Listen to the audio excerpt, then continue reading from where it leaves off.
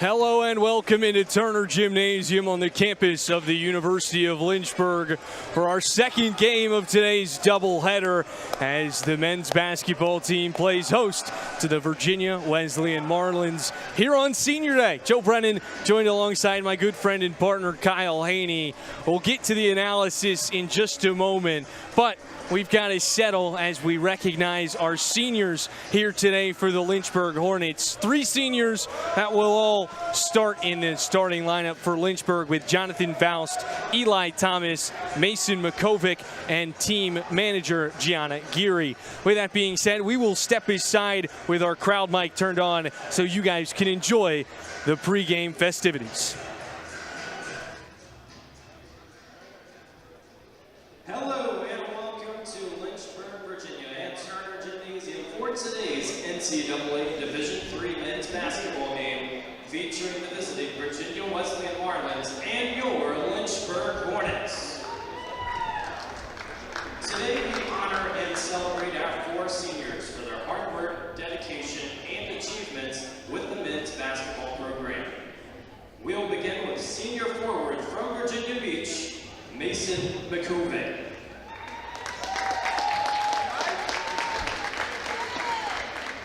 While at Lynchburg, Mason was recognized on the President's List, ODAC All-Academic Team, and National Association of Basketball Coaches Honors Corps. He was also involved with the National Society of Leadership and Success. His favorite memory with Lynchburg was developing lifelong friendships and memories. Mason graduated last year with a degree in sport management and is currently in the graduate program for his master's in business administration. Next year, he will join the Family Heritage Life Insurance Company of America as a sales representative. Mason is accompanied by his parents, Mark and Allison McCoven. Next up, the Hornets team manager, Gianna Geary. Gianna will graduate this spring with a bachelor's in communication with a public relations emphasis. Her favorite memory at Lynchburg was playing mini golf her freshman year at a team bonding event and beating the players while playing alongside the coaches. Following graduation, Gianna aspires to become a communication specialist or work in marketing for a PR firm. She is accompanied by her parents, Ron and Angela.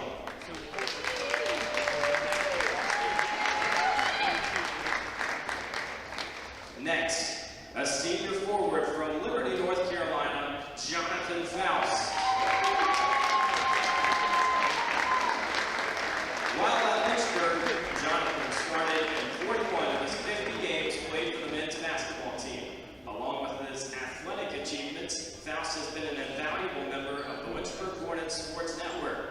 Following graduation, Jonathan aspires to work in sports broadcasting or play basketball overseas. He is accompanied by his mother, Patricia, and siblings, Jaden, Xavier, and Noah.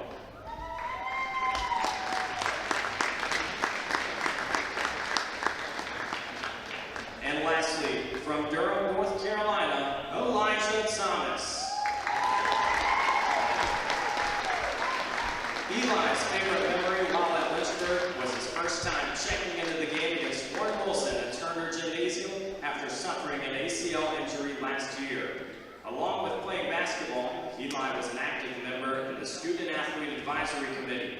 Following graduation this spring, Eli will pursue his nursing degree to become a pediatric nurse. He's accompanied by his mother, Rashonda, and siblings, Rashawn, London, Harlow, Denham, and Bree. Ladies and gentlemen, Eli Thomas.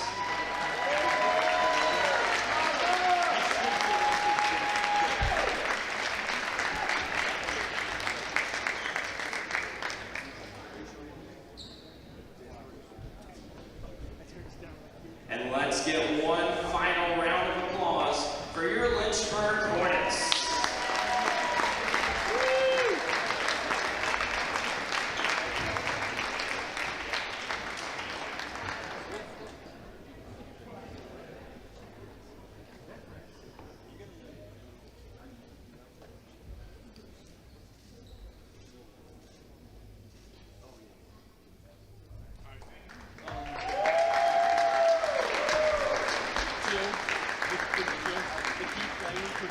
number 15. For us, it's 14. It's fast. Okay? Good. Can you run the title card again? And we welcome you back into the broadcast booth. Joe Brennan alongside Kyle Haney as the Lynchburg Hornets are set to host the Virginia Wesleyan Marlins. A great pregame ceremony, as you just saw, recognizing the 3 graduating seniors alongside the team manager. Very talented teams on both sides. Let's walk you through the starting 5 for both teams. For the Lynchburg Hornets, it'll be Jake Hart in the backcourt alongside Michael Gray. Eli Thomas, Jonathan Faust, and Mason Makovic making his return to the Lynchburg starting lineup, a guy that's been sidelined for about half the season, Kyle. Well, when you told me that, or I guess when I saw that he was in the starting lineup, it really kind of made my eyebrows jump up because his injury situation, he has not been participating. Let's see how much he participates in this game here today, Joe. Does he just kind of go out for the jump ball, or does he stay out there and play a little bit? I guess we'll find out. I'm excited to find out.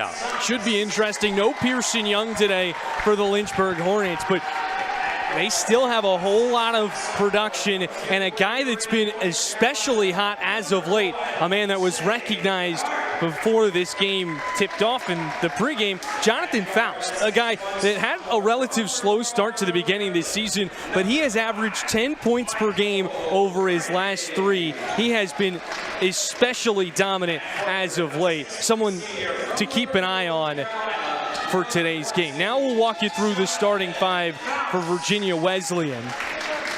In the backcourt for the Marlins, it'll be Paul Anderson alongside Amari DeVoe, Kai Sergent, Amari Moore, and Waylo Wilson on the interior. And a guy to keep your eye on, Amari Moore, one of the most dominant interior presences in the ODAC this season, leads the conference in rebounds per game, just a tick under 8. And what's insane is he's one of the team leaders in assists too, so he does a little bit of everything. 6'6", he's going to get a lot of those stocks that I talk about, steals and blocks. An absolute difference maker out there for Virginia Wesleyan, and part of the game plan for Lynchburg will be to try to neutralize his talents. Really quickly, let's show you the pregame numbers entering today and how these two teams match up on paper. What really sticks out is the Virginia Wesleyan opposing points per game. They're one of the best scoring defenses in the nation, Kyle. Yeah, ODAC leader in scoring defense, and they do it with really stingy ball pressure. They rebound great. They limit your second chances. They do all those things the great defenses do, and their athleticism, we're going to see that on display. They are so quick and fast and also strong too. The second meeting this season between both sides. The game earlier this year in mid-January was a dominant win for Virginia Wesleyan, 59-97, the largest point differential for Lynchburg this year. Yeah, Lynchburg got 15 points from Jamarcus Brown in that game down in Virginia Beach, but he was the only Hornet in double figures. You feel like that has to change. Makovic lets one fly, straightaway 3, no good. Moore comes away with a rebound.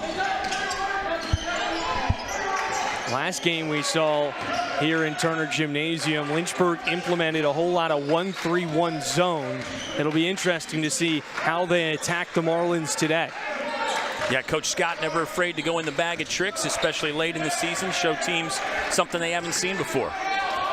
Pull-up jumper from the nail, no good. Last touch out of bounds on the baseline by DeVoe. Lynchburg will take over. And with no Pearson Young today, it should be interesting to see how this backcourt approaches today's game. In his absence earlier this season when he left, it was that Nazareth game in late December, and for about 3 games after that, Mike Gray took on a huge role. Ever since then, we've seen him flourish as a scorer. Yeah, his minutes went through the roof. Confidence went through the roof as well. And that could be a big thing, especially with a young player such as Gray. Now with the rock, shot clock dwindling, heaves one up and cashes in. Oh, my goodness. Making the announcers look really good there, Michael Gray. And you can't take that shot without full confidence, Joe. So you know this man is playing at a high level, and he's backing himself to perform. Underneath for Moore, guarded by Faust. Bully ball down low. Now kicks in the corner. Anderson lets it fly. Rattles out, pulled in by Makovic.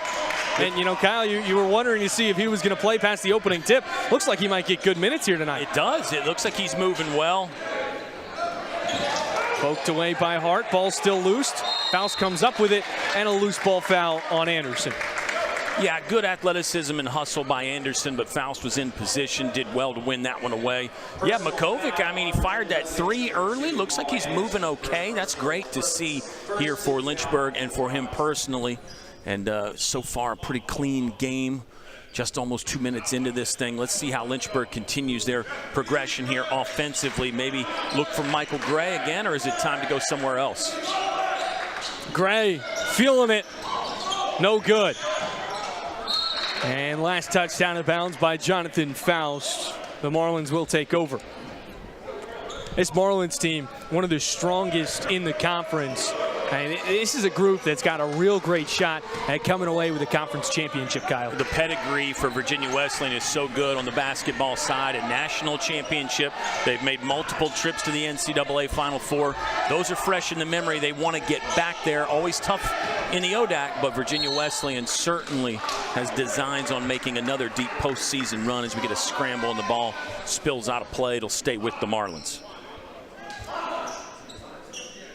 3 Final Four, 7 Sweet 16s. That's in the NCAA for Virginia Wesleyan. Really, their hang-up comes in the ODAC tournament a lot, Joe. They've only got 5 ODAC titles this century. So 7 Sweet 16s, but only 5 ODAC titles. I mean, that tells you that they haven't always won that conference tournament, but they are certainly capable of doing that every year. And also goes to show you just how strong this conference is. And this year, obviously, there is a whole lot of depth, but a year where it's felt a little top-heavy with those top 5 teams with a lot of separation. It would have been 6, but Ferrum dealt with some injuries this year, and that kind of threw him out of the picture. And right now, Virginia Wesleyan finds themselves on the cusp of that 4-5 spot as the spin move by DeVoe goes for the first bucket of the day. I mean, right now, they're tied with Guilford. Yeah. The Quakers have the tiebreaker, but I mean, they've got a game right now against Averett as the Hornets find their second 3 of the afternoon, and it's Mason Makovic with his first bucket since December. Welcome back, Mason Makovic. Timely right there. Lynchburg by 4. Yeah, I'll piggyback on your thoughts. I mean, this game has a lot of conference implications here. This is not just 2 teams getting ready for the tournament. They're going to play this one hard. Nice inside bucket there by the Marlins. Get a little presence in the paint. And a lot of people will look at it and say, what's the big deal? You're either the 4 or 5 seed. How much of an impact does that really have? Either way, you're playing the same team. But home court advantage, as we've seen throughout this year, can play a key role, especially in a playoff game. Yeah, no doubt about it. The pressure gets ramped up a little bit. The stakes are higher. It's win or go home. You would always love to have the ability to play on your home court, even if it's just for one game in that first round, that quarterfinal.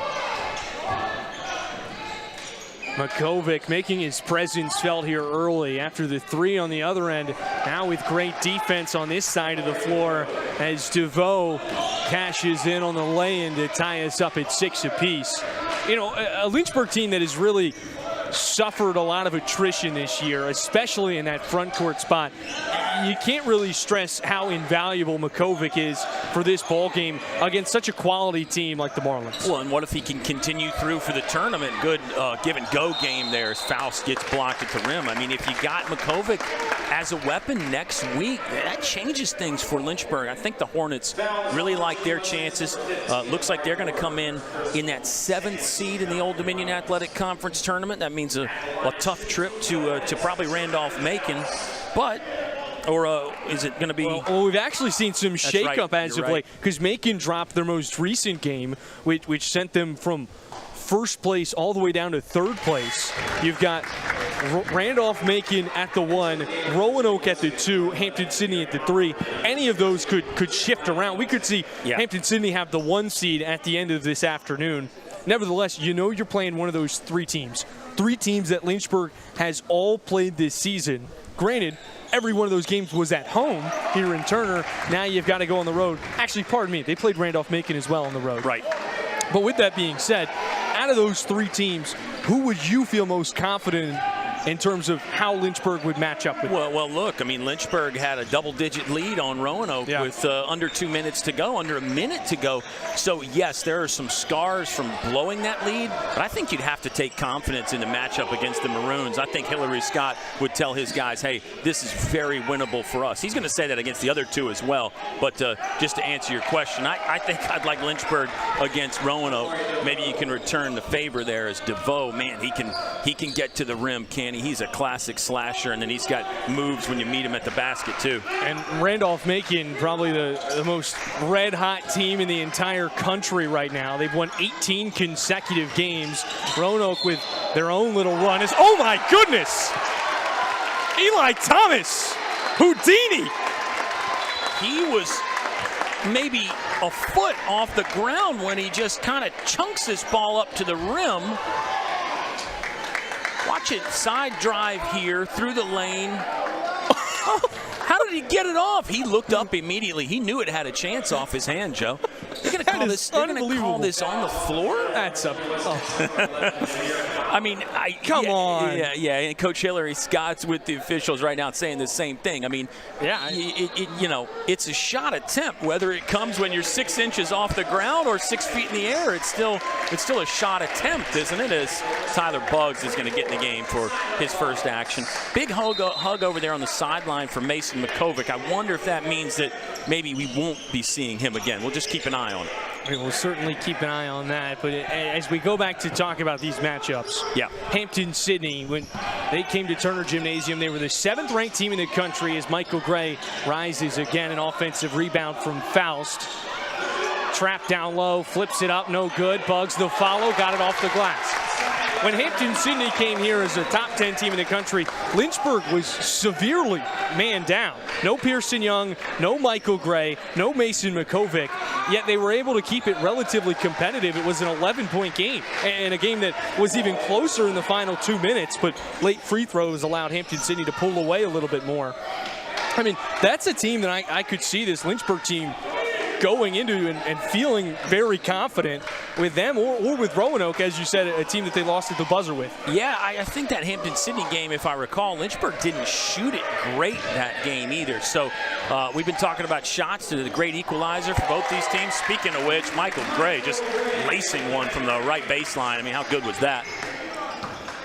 Lynchburg up by a pair, 12-10, 6.5 minutes into the opening half. Fancy move, got hard off his feet. And Michael Gray comes away with a board. He'll bring it across the timeline. Guarded tightly by Paul Anderson in pink sneakers. In the corner, Thomas, he can stroke it. No good. Off the back iron, that's his spot. Not much of a three-point shooter, but he's one of those guys when you catch him in the corner, he can be like a P.J. Tucker. Well, and a lot of times the drive will then set up the 3, and that happened earlier where he caught the ball in that corner and made a beeline to the basket. So very dangerous from that spot. You're going to see Eli Thomas kind of matriculate down to that left corner again on this set. That's an excellent point, Kyle. Oh, my goodness. Hart snapped him. Now a mismatch underneath. Gray doing it himself. Finger roll finish with the left hand. And Dave Marcito wants a timeout to talk things over. What a start for Lynchburg, Joe. What a start. Only up 4. But you got to feel really good about it if you're the Hornets. 4-point advantage, 12.5 to go here on LHSN. Think a private education is too expensive? Think again. At the University of Lynchburg, you can get a personalized education for the cost of a state school. If you're commuting and you get our top scholarships, you could pay much less. And you get all that without the hassle of giant lecture halls. Our faculty know your name here and do more than just teach. You might even do research together and plan out your next career moves.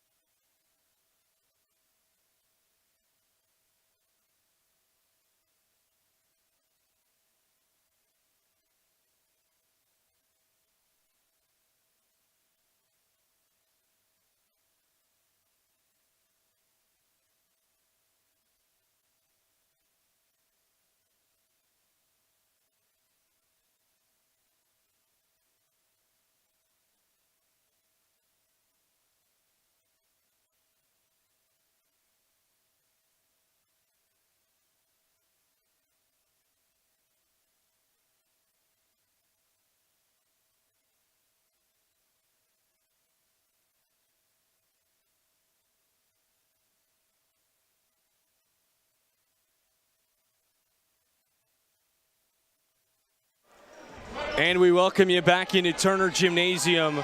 Michael Gray leading all scorers with 7 points for the Lynchburg Hornets on an efficient 3 of 6 from the floor. The backcourt really leading the charge thus far for the Hornets with 12 of their 14 points.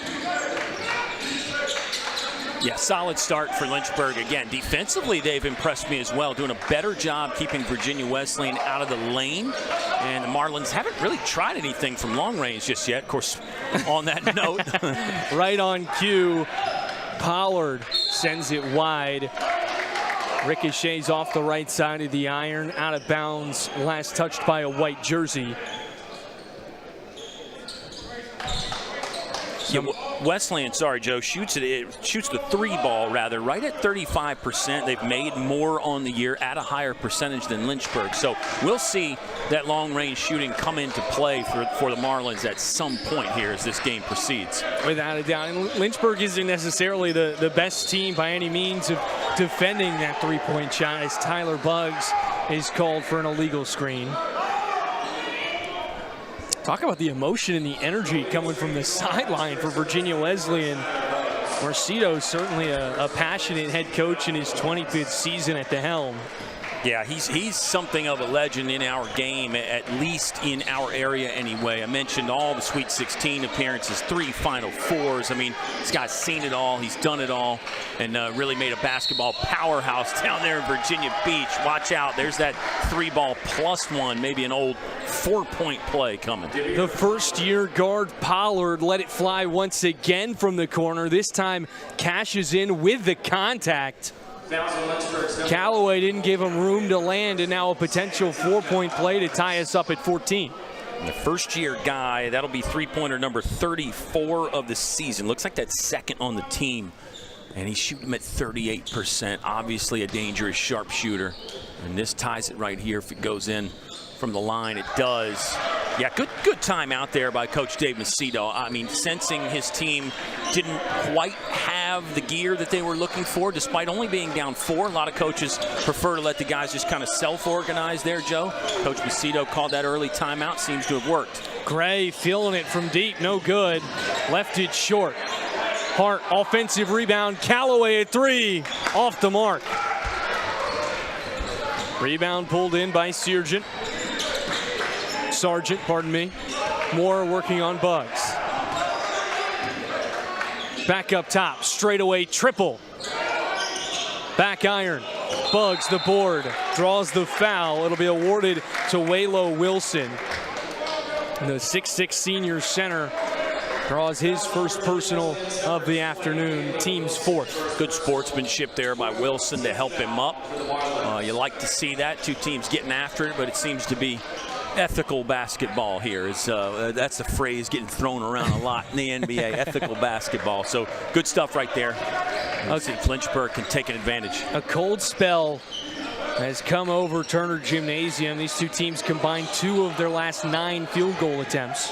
Gray heaves once again from 3, continues to be off the mark. Henderson and Buggs both fighting for it, but a white jersey comes out of the pack. It's Velmar. Opposite side of the floor, Sargent met by a pair of Hornets. Good ball movement. Moore, opposite corner, cashes in. And for the first time today, the Marlins have claimed the lead. Yeah, and it's a 7-0 run after that timeout by Coach Macedo. You mentioned the ball movement. Great job to try to penetrate, get to the edge of the lane, and then work it around the horn for the open triple. Hart directing traffic. It's the mismatch. Mouse in the house. They go underneath. And Velmar was right there to pick it away, but couldn't get the handle. Interesting to see what Lynchburg has in store here on this inbounds. You know, say what you will about Lynchburg basketball. The one thing that they have done phenomenal all season long is these set pieces on inbounds plays. You see why right there, open jumper that creates an open lay-in on the doorstep, but great help defense, a rotating Sargent knocked it away. Lynchburg with 8 on the shot clock. And I think the progression through those baseline inbound plays, if the first option is not there, you've got options 2, 3, and 4 off of that before you have to go set up the offense. It feels like they can find option 8. Yeah, good point. They have so much that they can come away with. Callaway finds himself trapped. 2 on the shot clock. Hart just heaving it up. Well off the mark. Yes. Hart mainly known for his passing and not for his half-court heaves. Well, we've got to talk about his passing at some point, but great defense there by Virginia Wesleyan to deny a couple of those outstanding inbound plays that you mentioned from Lynchburg. That was sturdy from the Marlins. Should we just address the passing right now? Yeah. The follow no good, fight for the rebound, and a foul called on Virginia Wesleyan. Jake Hart, currently the conference leader in assists per game, averaging 4.9.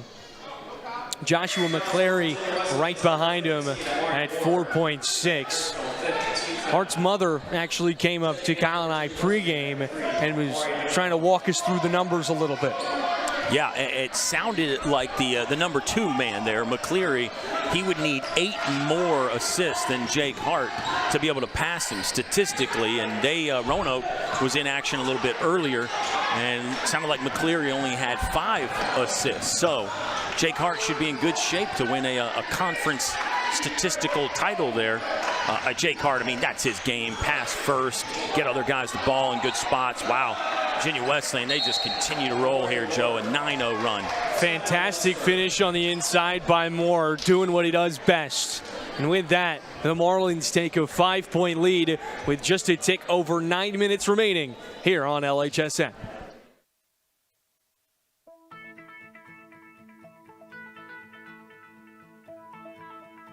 College has given me the flexibility to pursue my passions and my interests, and I've recreated my identity for myself aside from just being an athlete. My greatest personal discovery has been that I am capable of doing things that I didn't know I was capable of doing. To be able to study what I wanted to and continue to play the sport I love, all of those things came together very nicely in one package in Division III.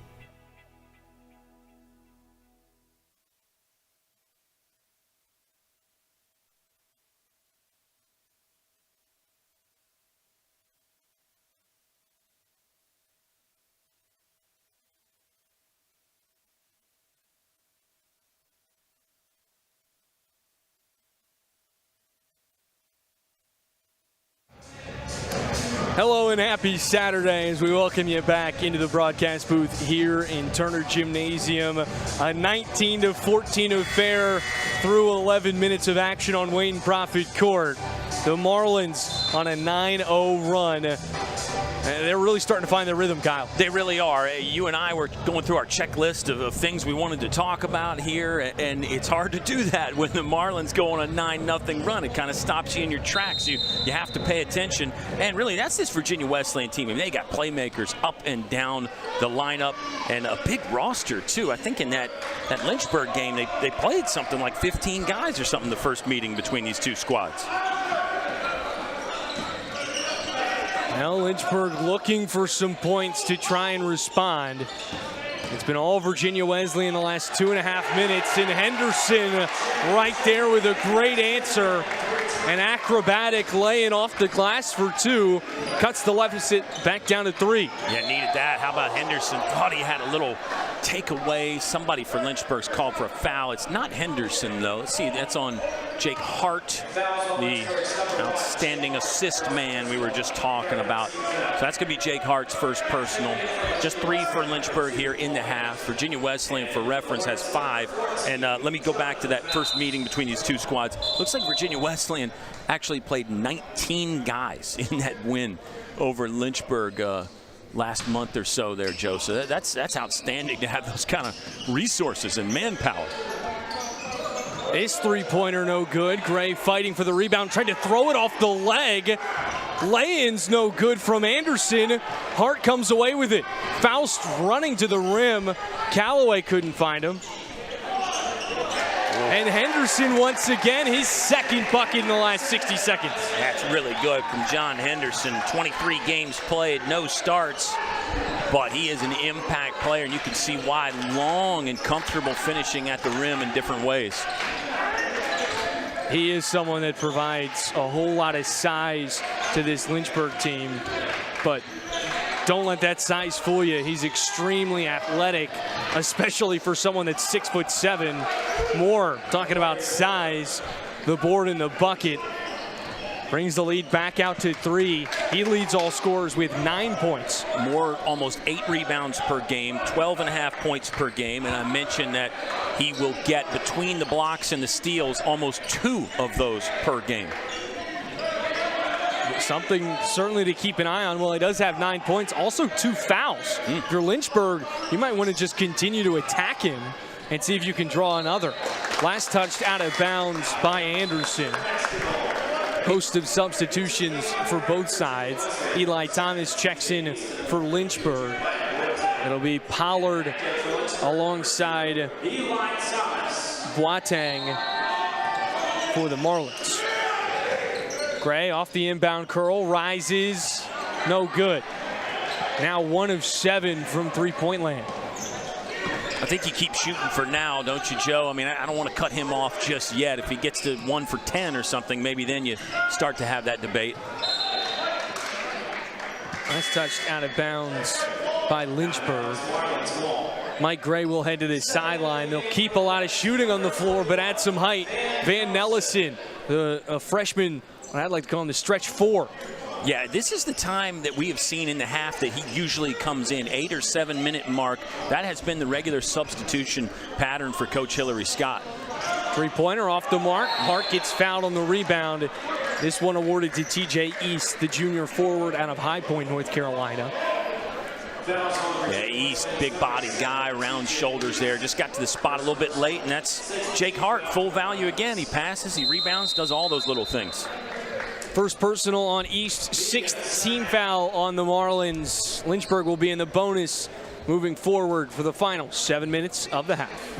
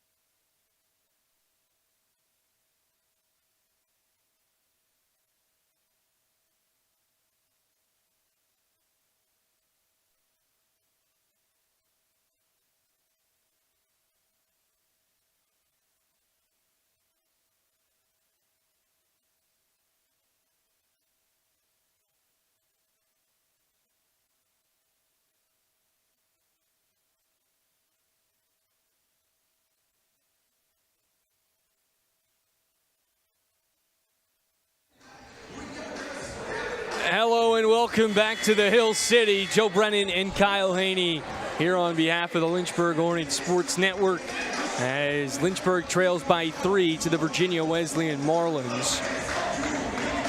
1 of 4 games ongoing here today on the University of Lynchburg.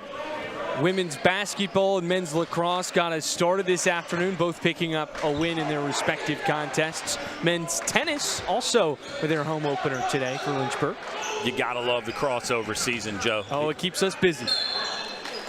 Foul underneath. This one looks like it's going to go on East. Yes, it will.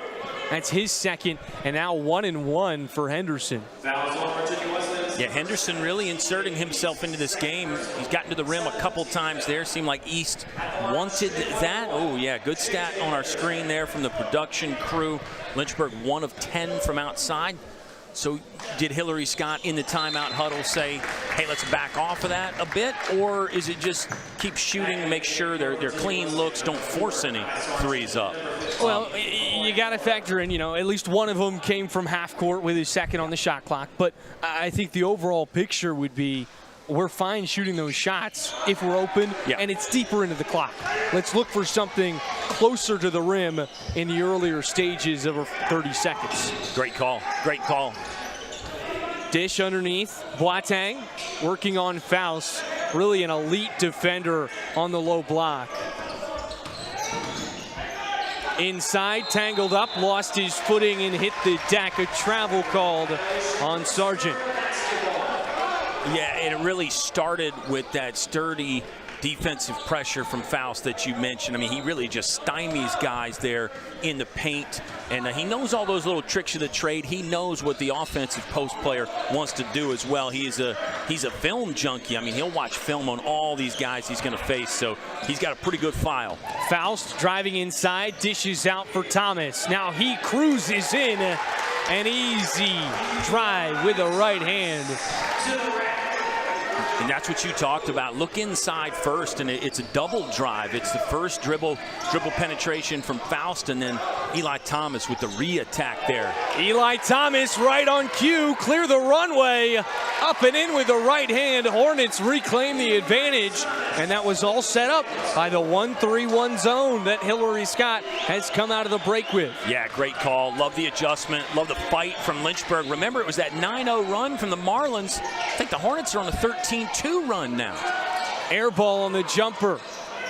Dished outside, a hesitation, a drive with the right hand, a pass well over the head of Moorer, and another Marlin turnover.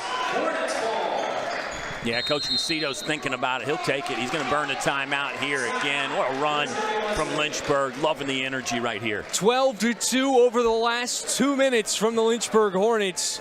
They find themselves out in front by a pair. Eli Thomas with the most recent basket, coast to coast.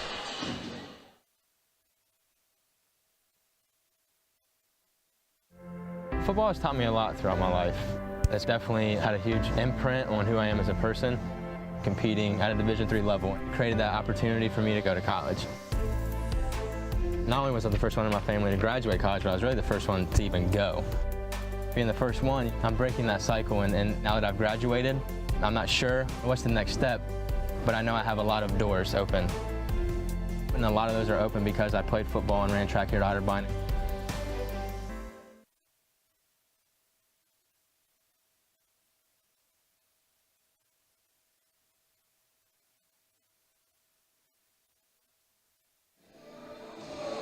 Lynchburg gaining some momentum here in the latter stages of the opening half.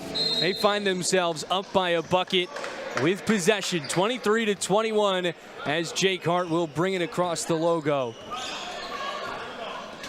Lynchburg has played every opponent they've had at home this season. Oh my goodness! Van Nellison saying weight room as he walks to the charity stripe. Absorbs the contact, gets the bucket, and a chance to make it a three-point play. Yeah, good look from Faust. Jump pass. The catch itself was tough, and then he makes the basket somehow. A little flex. Got a flex on him after that. It's now an 11-2 run for Lynchburg, Joe. We had the numbers slightly off, but it's an 11-2 run. Could be 12-2 here. Van Nellison cashes in. He does. There you go. Right on cue. And that's a great way to attack the mismatch down low. Well, it's a physical finish. It's more so of a height differential, if anything. Van Nellison standing at 6'6", working on a 5'11" Sargent. Here's a deep three, no good. A great rebound there from Faust as he climbs the ladder.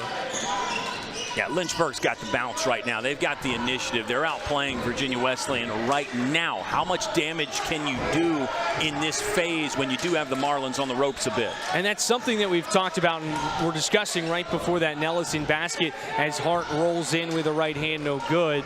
This is a Lynchburg team that has played everyone exceptionally well in the first half. Yeah. Doesn't matter if it was Hampton-Sydney, Randolph-Macon, Roanoke, you name it. Yeah. They can hang with anybody on their home floor in the first half.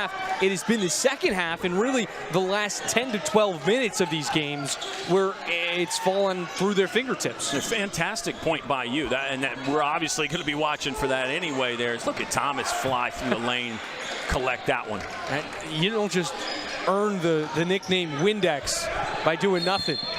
A guy that is known for cleaning the glass, and you see why on that most recent board.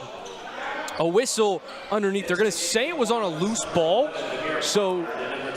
or was it just out of bounds? Yeah, it looked like the official initially gave the foul call with the fist out, up extended, but then he pointed at the baseline. Okay. So, yeah, I think it's just Lynchburg ball. Bugs back in the game. You could argue there was contact there, of course, but we'll play on. We'll see if Lynchburg can score off of one of those well-scripted set pieces. Shot clock stays at 22. Nelson gets the inbound. Once again, working on a smaller guard, but this time defended beautifully by the 6'2" DeVoe. Kick out. Velmer cashes in.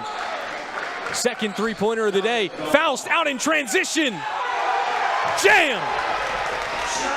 Great response after the three, Joe. A lot of times teams are feeling good about finally hitting a bucket. That was a 4-minute run without a score for Virginia Wesleyan, so Lynchburg went quick, got it to Faust right down Main Street with the jam. Great response. DeVoe, beautiful look, finds a backdoor cutting Moorer. And just like that, the two squads trade dunk for dunk. Yeah, Lynchburg again, they had Virginia Wesleyan on the ropes. Now the Marlins are off. They're punching back right now. And a foul called on Moorer. That will be his third. As TJ East heads to the scores table, Moorer will check out. Yeah, you mentioned it earlier when he had two. He was out of the game for a bit. Bugs was just trying a little high post positioning catch there, and Moore with just too much physicality, held on to Bugs, wouldn't let him go. I don't know that they were trying to attack him and have him pick up the foul, but that's the way it worked for Lynchburg. And again, you gotta take advantage if you're the Hornets. Bugs is gonna wait for a little cleanup here with the perspiration on the floor. And is the 9th team foul, so 1-1 here for Tyler Bugs, who shoots just a tick over 60% from the charity stripe this season. But again, that's something you really need to keep an eye on, especially in the early moments of the second half. If you can get him his 4th foul within 15 minutes, you take him out of the game for the next 10.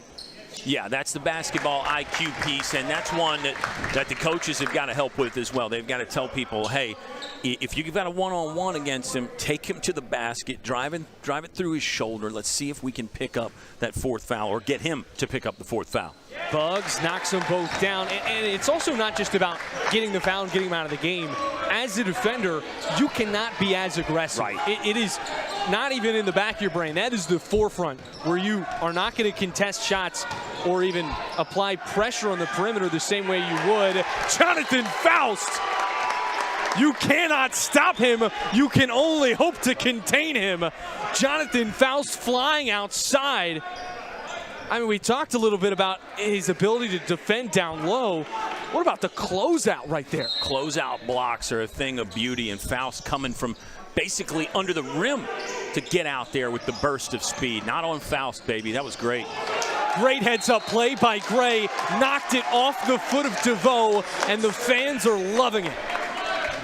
Again, I think objectively you have to be seeing this and saying Lynchburg is outworking Virginia Wesleyan right now. Doesn't mean they're going to win the game, but right now they're outworking the visitors. They've got the drop on them here, and you need to finish this last 2.5 minutes strong. Really critical phase right here heading into the locker room. And can we sidebar real quick, because I've got a serious question. Does the Lynchburg coaching staff traditionally wear suits across the board. Bugs, straightaway three, air ball. I think the suits are for senior day. Coach Hillary Scott, always dapper, always fashion forward. He'll wear the suit a lot, but the other guys, I think, typically don't. So I think that's a senior day thing. Now, if you're superstitious and you play great and get a win at home in the suit, do you continue the tradition? Well, you probably should, right? Plus, I think you're going to look great out there, too.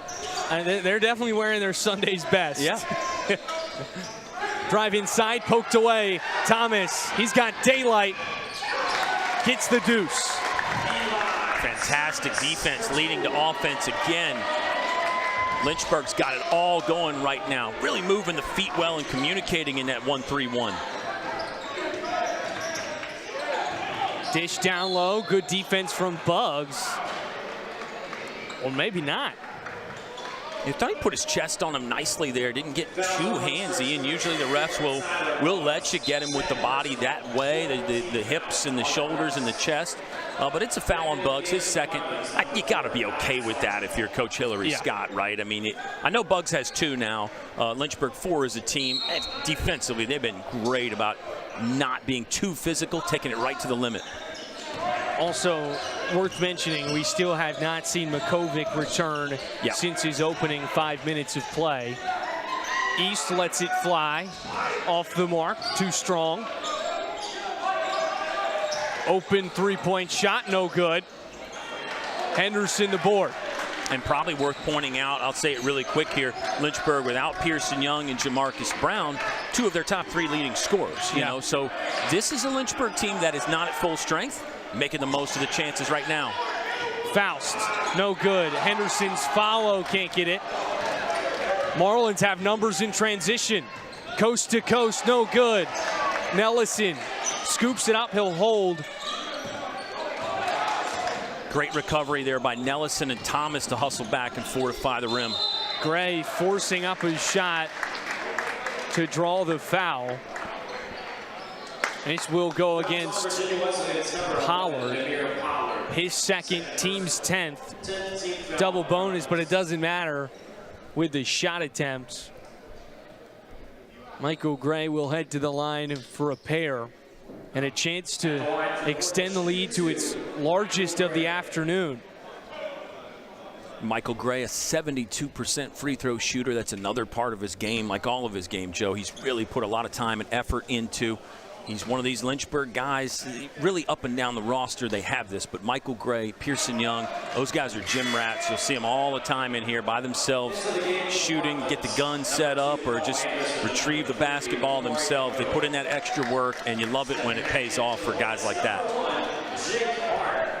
Nellison heads to the sideline. Hart will take his spot. Interestingly, opted for Hart to go into the lane rather than Faust or Thomas, the 2 forwards in the backcourt. Yeah, good observation by you. I mean, we know Hart's a good rebounder. Gosh, he nearly swiped that one away. It just begs the question, if you have a Faust. Yeah, maybe it's for the defensive purposes to make sure Faust has his head under the rim in a transition. I don't know, though. I mean, that back to what's so great about our game is so many different changes like that you can make, so many elements, and then the broadcasters get to pick them apart and say, well, why did he do that? Those kinds of things. I mean, really, it makes it fun. To your point, they do play the tail end of this 1-3-1 where they play the corners. And just as I say that, they switch it up. Faust now under the hoop. Beautiful closeout. And an even better rebound. Eli Thomas one-handed. Shot clock turned off. It's not, but it should be. 20 seconds to go.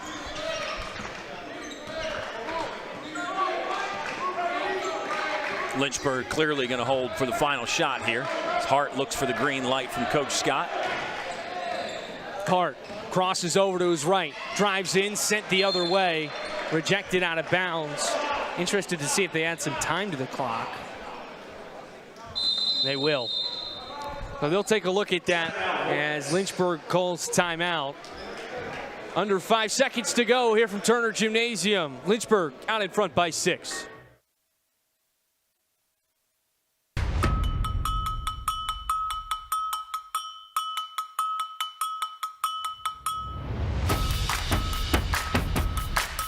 Living the dream. USA, Mexico. That was so exciting.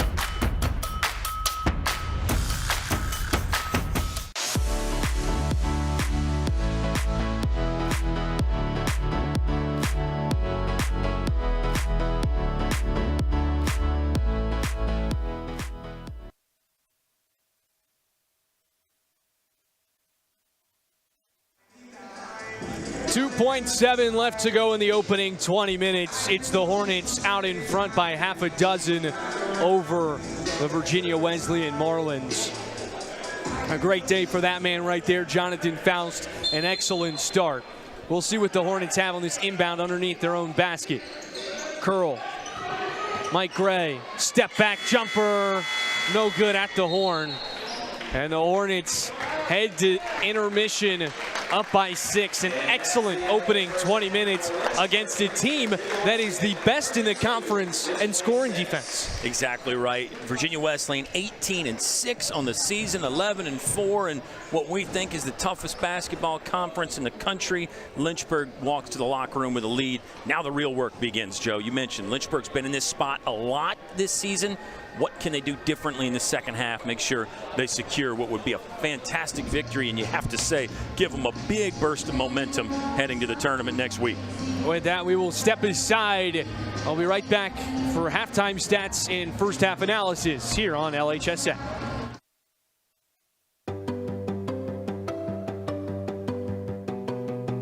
Lynchburg is all about you, your ideas, and your goals. We've got one professor for every 10 students, so you can get all the support you need. In the classroom, in the lab, or in nature. You'll learn by putting yourself out there, and we're right there with you.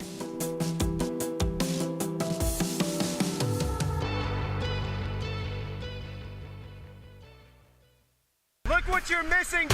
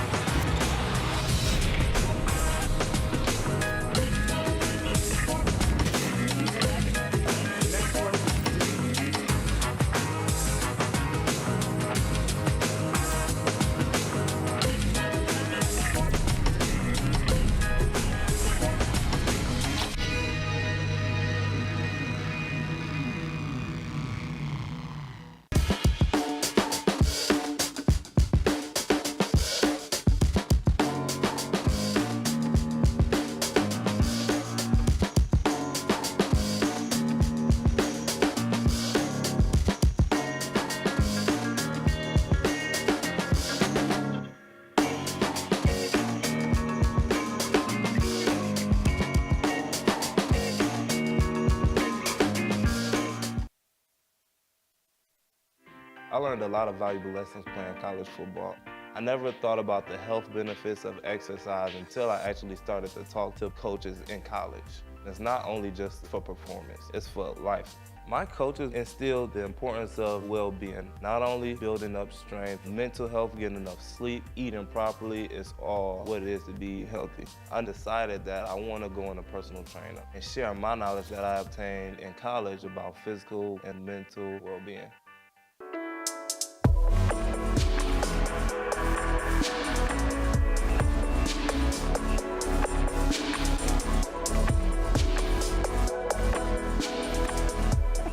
Today's a rough day.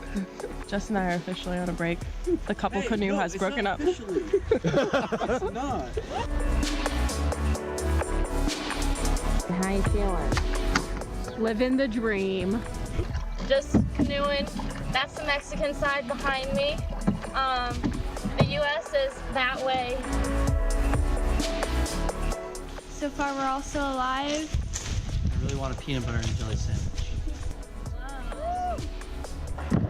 Woo! We did it! Kind of.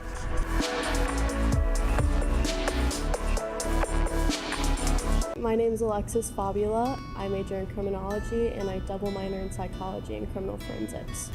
My favorite part about Lynchburg is the friends that I've come to have. It's helped me come out of my shell more, and it's helped me become the person I am and the student I am. I really enjoyed how small the campus was, and I also really enjoy how small the class sizes are. It made me feel like I was going to be more engaged than I would at a bigger campus.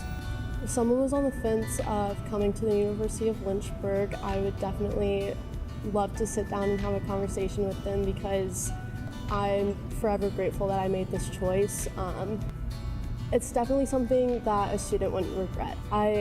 Out of my 4 years here, I've not had one bad experience. I've had a great 4 years, and I'm going to be very sad to go.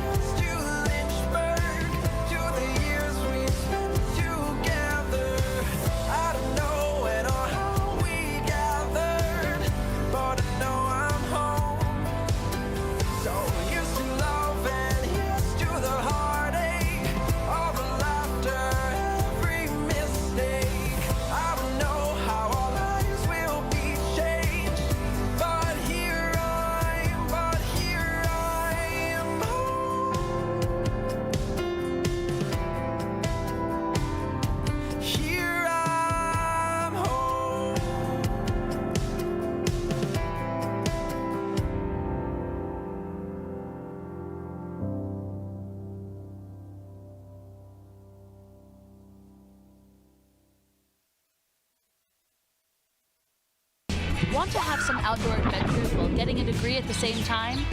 At the University of Lynchburg, we have an on-campus zip line and road course. Plus, we offer adventure trips that cost less than a cup of coffee. And did I mention our beautiful scenery? We're a university for students looking for something more than just books. Welcome to your new adventure experience.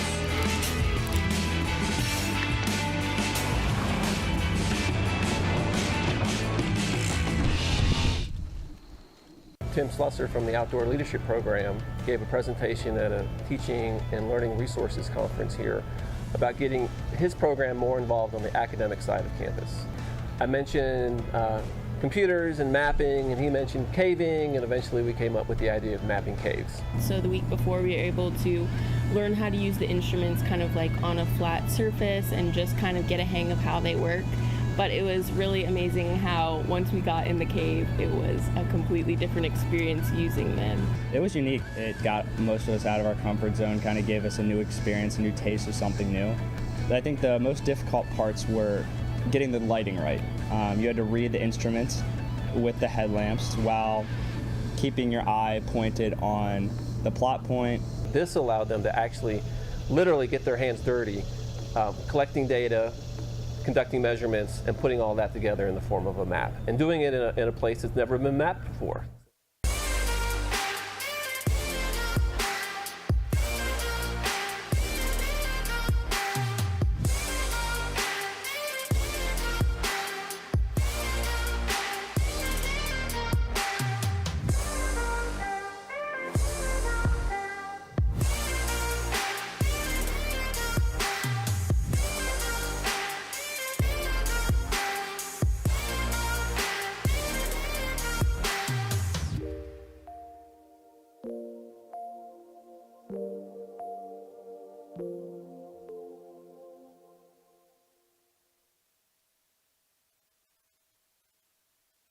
Think a private education is too expensive?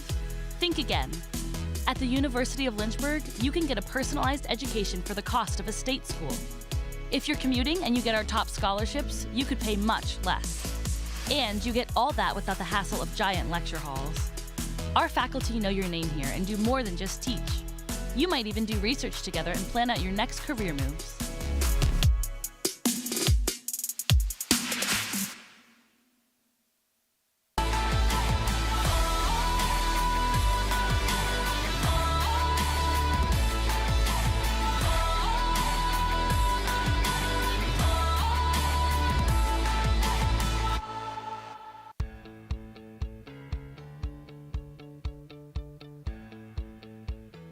being a part of the different activities and organizations that I've been a part of, I'm actually able to see myself where I'm like, hey, I actually can make a change. I'm one person that can make a difference. Division III has helped me to develop teamwork skills, critical thinking skills, time management skills. It's not just about basketball, or it's not just about school, it's about developing yourself as a person altogether.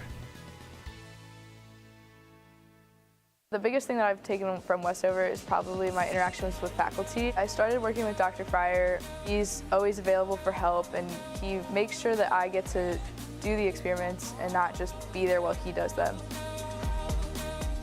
I didn't want to limit myself when I came here to just taking the prereqs for med school. I wanted to get a full, well-rounded education, and I definitely found that in the Westover program.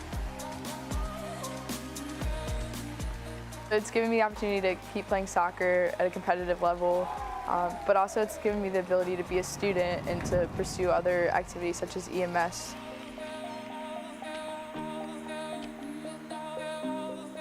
I 100% do Westover because it's not something they're going to regret, and it's going to be a lot of work, but so is everything else. It's just going to help build their education that they've already had and make them a better person for it. When creating a sustainable future, your choices matter, even your choice of a college. The University of Lynchburg is the first college in Virginia to go carbon neutral. Our dining hall is Green Restaurant certified. We compost all of our food waste and purchase our electricity from landfill gas. Now we're turning a hazardous lake into a thriving urban wetland. When you choose Lynchburg, you leave a smaller footprint while building a better tomorrow.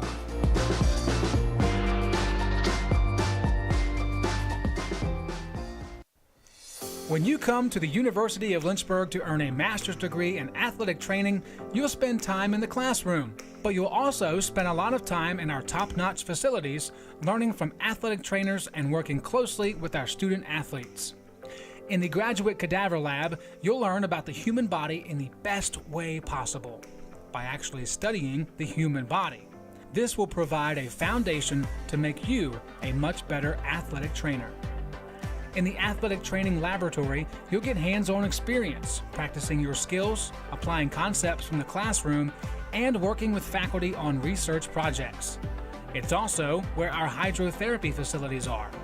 This space is also used by students for studying and practicing skills outside of class time. In the Sports Medicine Clinic and Turner Gymnasium, you'll work with student athletes from more than 20 NCAA Division III sports teams, helping get them back to practice and into the game as soon as possible. As an athletic training student, you're a big part of the success of our sports teams and the success of the local athletic teams. We see this relationship as a win-win situation. You learn, and that helps us win.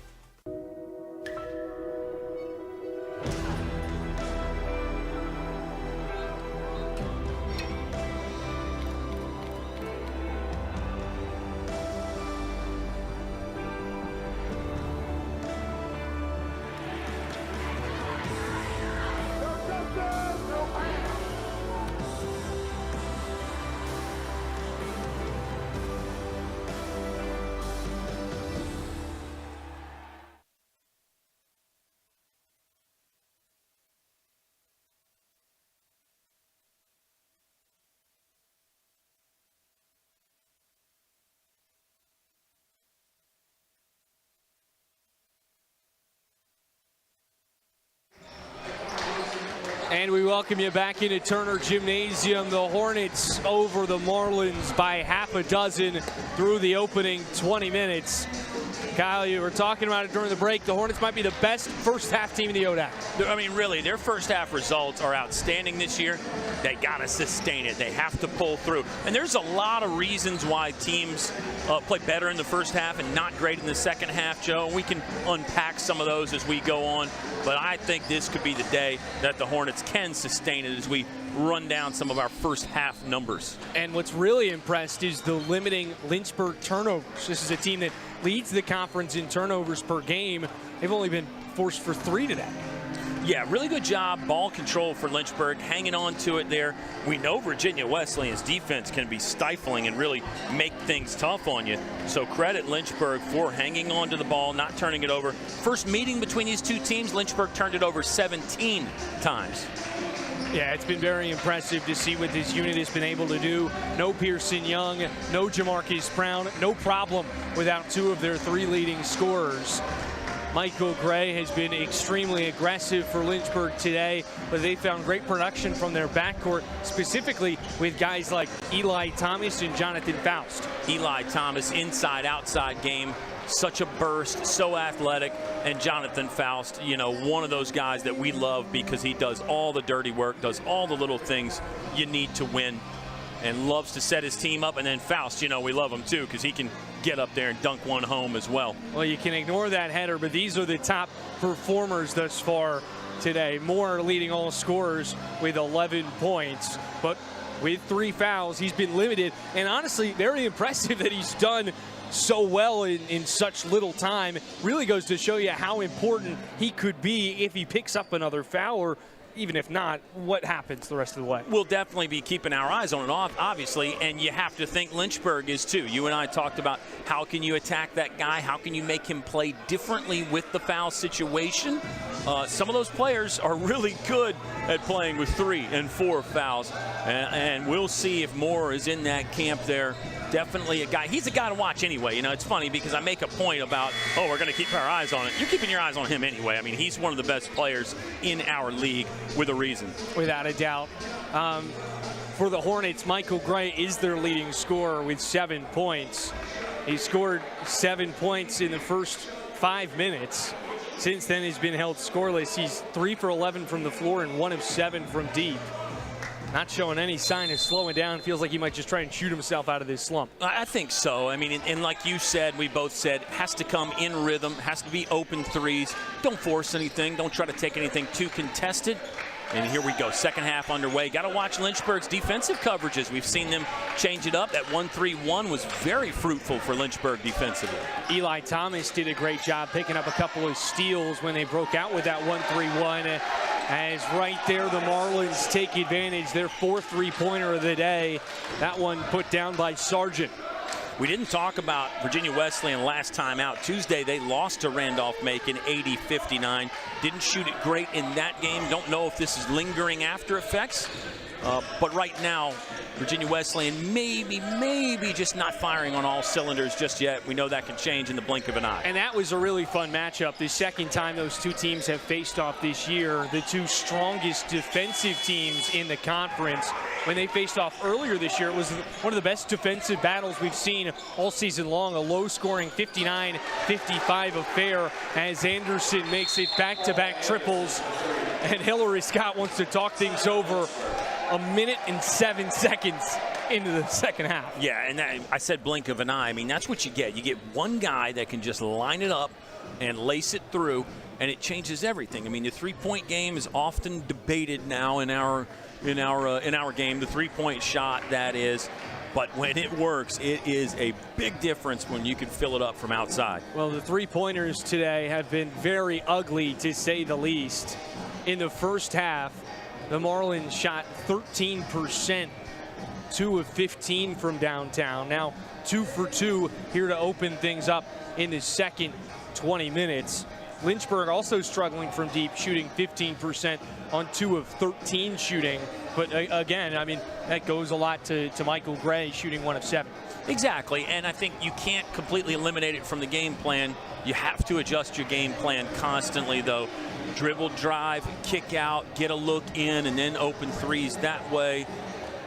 You have to instill confidence in your shooter. So you're never, I don't think as a coach you ever want to say, stop shooting the three-pointer. You don't want to take their confidence away. You just phrase it a little bit differently as far as what kind of threes we're looking for. Well, right now the Marlins certainly look confident.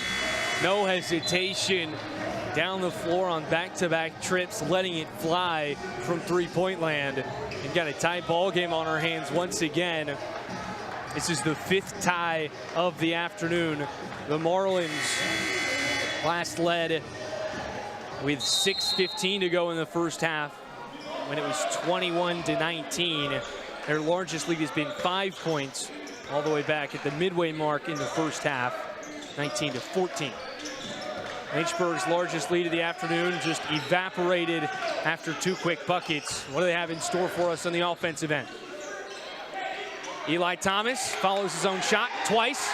Can't get all 3 shots to go. He felt like he got fouled. Hornets back into a man defense. Quick adjustment from Hillary Scott and company. Yeah, let's see how long they stay in it. I like the changing defenses. Always a great way to slow a team down, make them see different looks. The ODAC's leading rebounder hits one on the offensive end, and a timeout was called by the Marlins. This time we'll send you to break. 18-11 to go here in the ball game. Tied up, 32 apiece.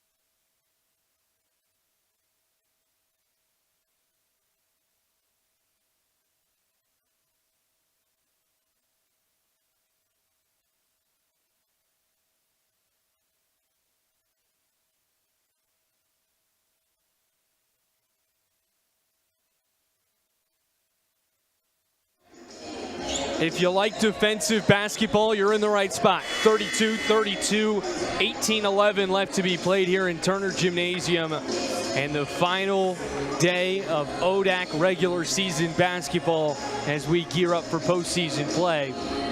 We talked about it a little bit earlier on.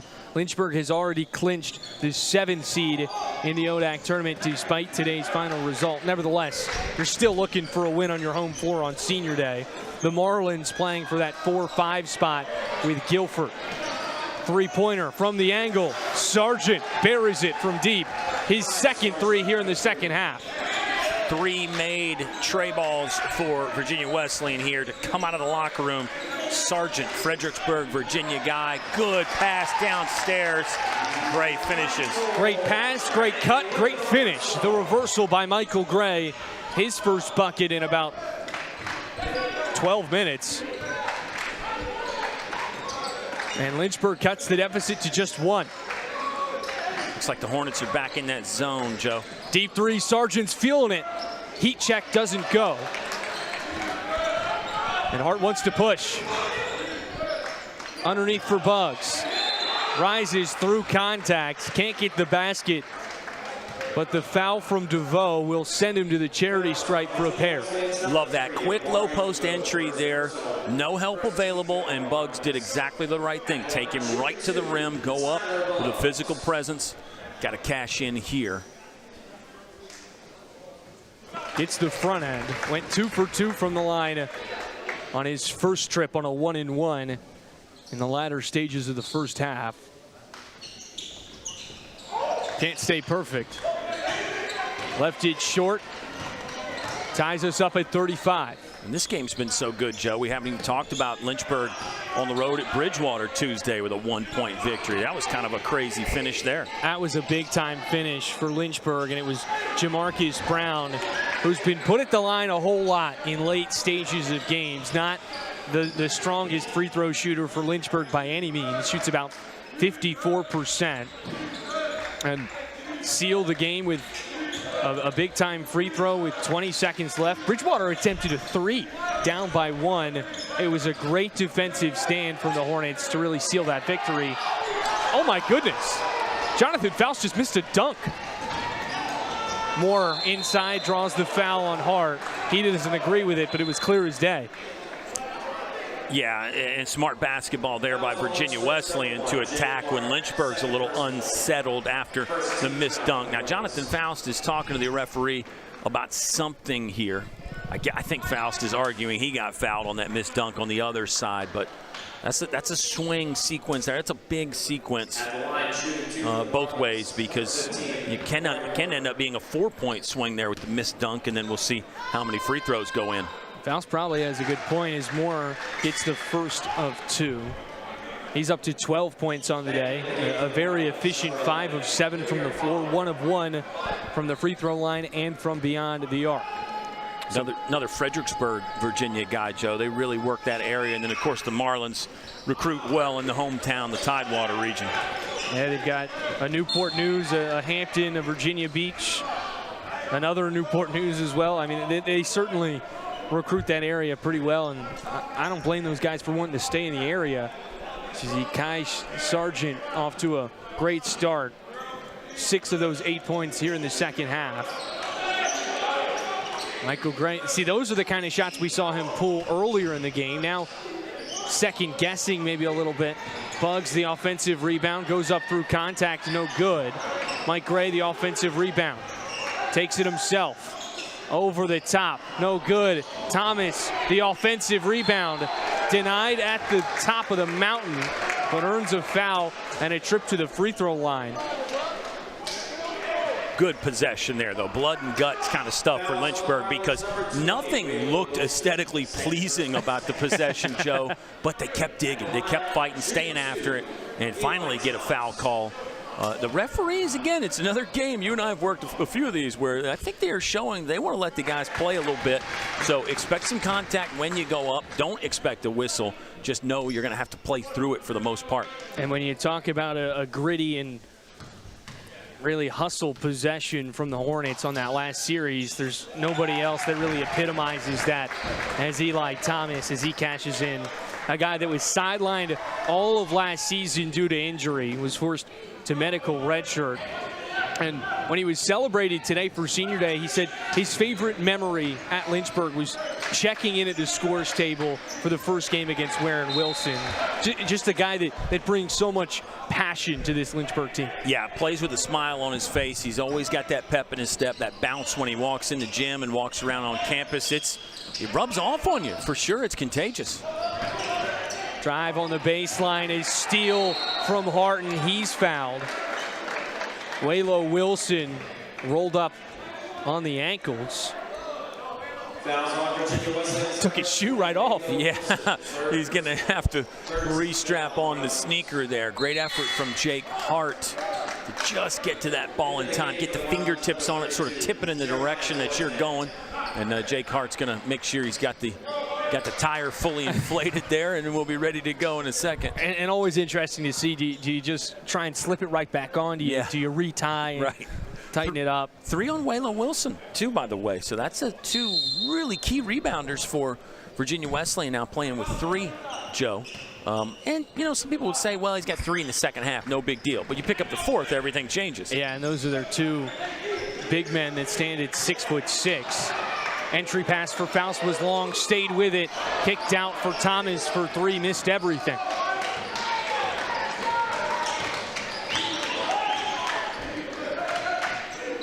We talk about foul trouble. Lynchburg has done a great job of staying out of it. The only player with 2 is Hart. Offensive foul here on this is Boateng. And he's another one of those post players. Now he's only got 1 foul, but expect more minutes from Boateng with the other post players dealing with some minor foul trouble. Boateng, a transfer from Hartwick. As you mentioned, a key piece in the rotation for the front court. Hart, screen and roll, 2-man game with Faust. Once again, couldn't get the finish. And you see he's got the hand taped up on that left side. You wonder how much of an impact that's making. Yeah, and how much was the missed dunk from before kind of in his mind, wanting to make sure, I got to get this one in. Maybe I should go to the layup. You get kind of caught in between the dunk and layup. Moore will try at 3, rolls out, offensive rebound. Boateng rises through contact, count it, and the foul. Well, they certainly don't have a shortage of size and rebounding on the inside, Kyle. Yeah, a real scrum here in the lane at the end of this one. Some good patience to pump a couple times there, play through some contact, almost kind of got knocked off his feet, but stability with the lower half, and then puts it into the rim for a deuce and a chance at the three-point play. Marlins by 1. And that's something that a coach will clip and turn back to at the end of this game for film study. You had a whole lot of bodies on the interior, but nobody boxed out the big fella.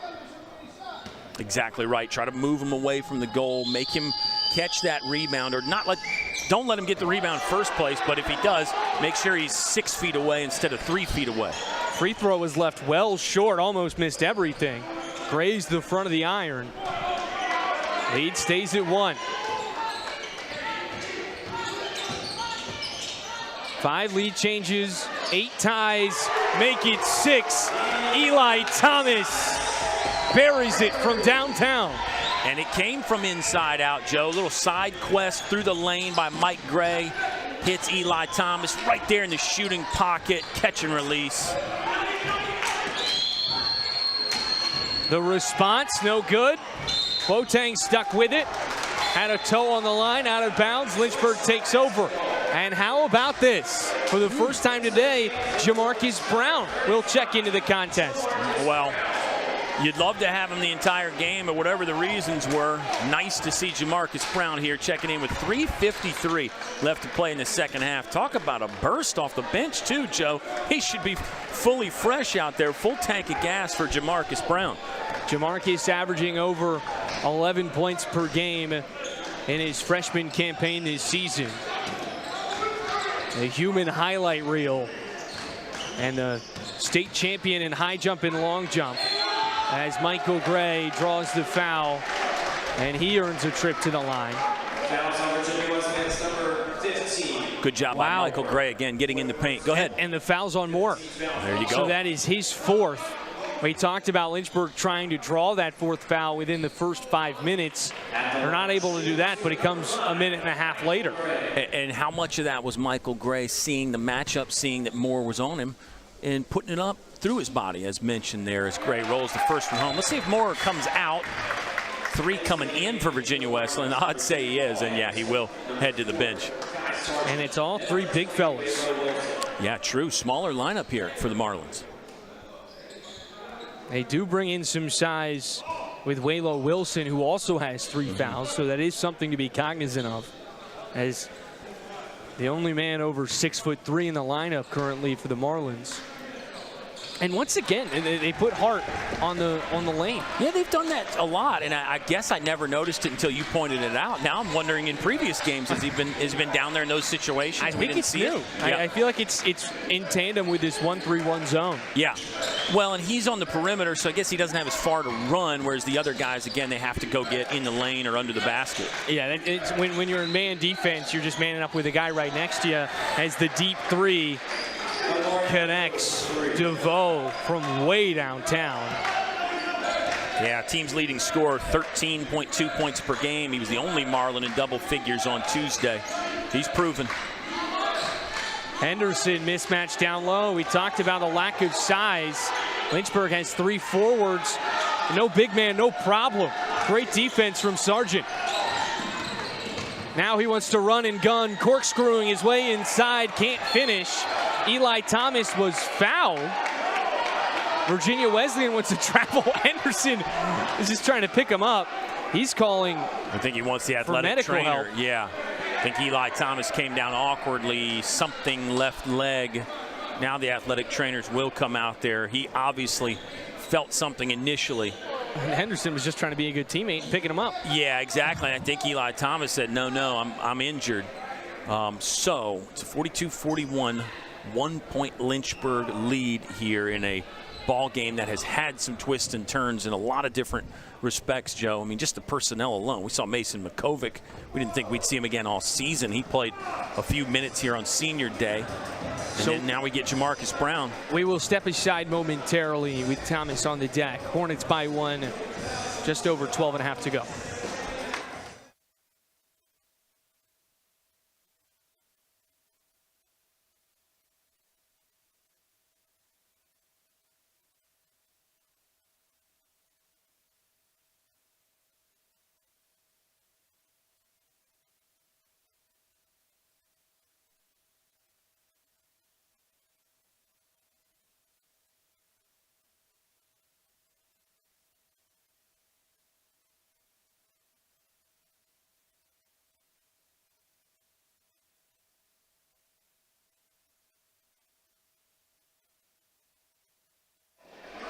And we welcome you back into Turner Gymnasium. Eli Thomas able to get off the floor on his own power, which is always a good sign. We'll keep you updated when we hear something. Nevertheless, Van Nellison, the freshman forward, takes his spot in the lineup. Entry pass into DeVoe, working on Hart. They'll say no shot. Yeah, debatable for sure. Jake Hart, I think, will get called for the foul. Yeah, just trying to reach around with the big hook and strip there. I mean, that's a tough one to give to the Marlins after we saw a similar shot earlier in the game that was called on the floor with Eli Thomas. Yeah. That was really a miraculous heave of a shot, just trying to get the bucket. Yeah, go back and watch that one again. That was the definition of a circus shot there. I thought it was maybe 12 inches off the floor on release there. That was impressive. And he made it. Inside, rejected by Brown. Now Brown's out and running. Lost it for a moment, regathers, kicks over for Henderson. A fight for on the floor, won by the Marlins. Out and running is Sargent. Now for DeVoe. Driving in with the right hand, kicks outside. The three from Sargent, you bet. Sargent on fire here in the second half with 3 threes. Gray, pump fake, down low, 5-hole through Henderson's legs. Game speeding up just a little bit right now. Lynchburg, you got to slow it down. You got to take your time. Yes, we've almost reached the 12-minute mark. But how about the dribble penetration from DeVoe? That breaks down the defense, and then the kick out for Sargent there. We've seen both teams really make use of that. Going to see Tyler Buggs head to the table. He'll be back in at the next dead ball. You mentioned the 12-minute mark and what that has meant for Lynchburg basketball this year. They have been exceptionally strong through the first 8 minutes of the second half, along with the first half, which they played really, really well this year. But these final 12 minutes have given Lynchburg trouble all season long. They last led with 12-22, 42-41. Now Virginia Wesleyan with their largest lead of the afternoon, up by 5. Jamarcus Brown fading away, left it short. Picked up by Sargent. He's out and running. Right in the chest of Michael Gray. No whistle. The ball rolled out of bounds. Lynchburg ball. Yeah, so you got what you want there if you're Lynchburg. Ball back. Michael Gray thought he was in position to take a charge on the move. If you're Lynchburg right here, I don't want to say they've hit the panic button on offense a few times, but the possessions I don't think are what Hillary Scott wants. So he'll urge his guys to have a really good look here. Whatever your concept is, maybe you're targeting a player, if it's Gray, Jamarcus Brown, whoever. The idea here is to have a great possession if you're Lynchburg. Down by 5. Scoreless in the last 2 minutes and 18 seconds. Yeah, there's a set play, screening action going on behind Hart, or in front of him, rather. Gray rejects the screen from Buggs and goes towards the baseline. Contested step-back jumper off the back of the rim. Rebound corralled by DeVoe. Open 3 from the angle. Count it. A triple from Paul Anderson, and Hillary Scott is furious. A flurry of 3-pointers here in the second half from the Marlins. They've connected on 7 triples, 7 for 12 from deep here in the last 9 minutes.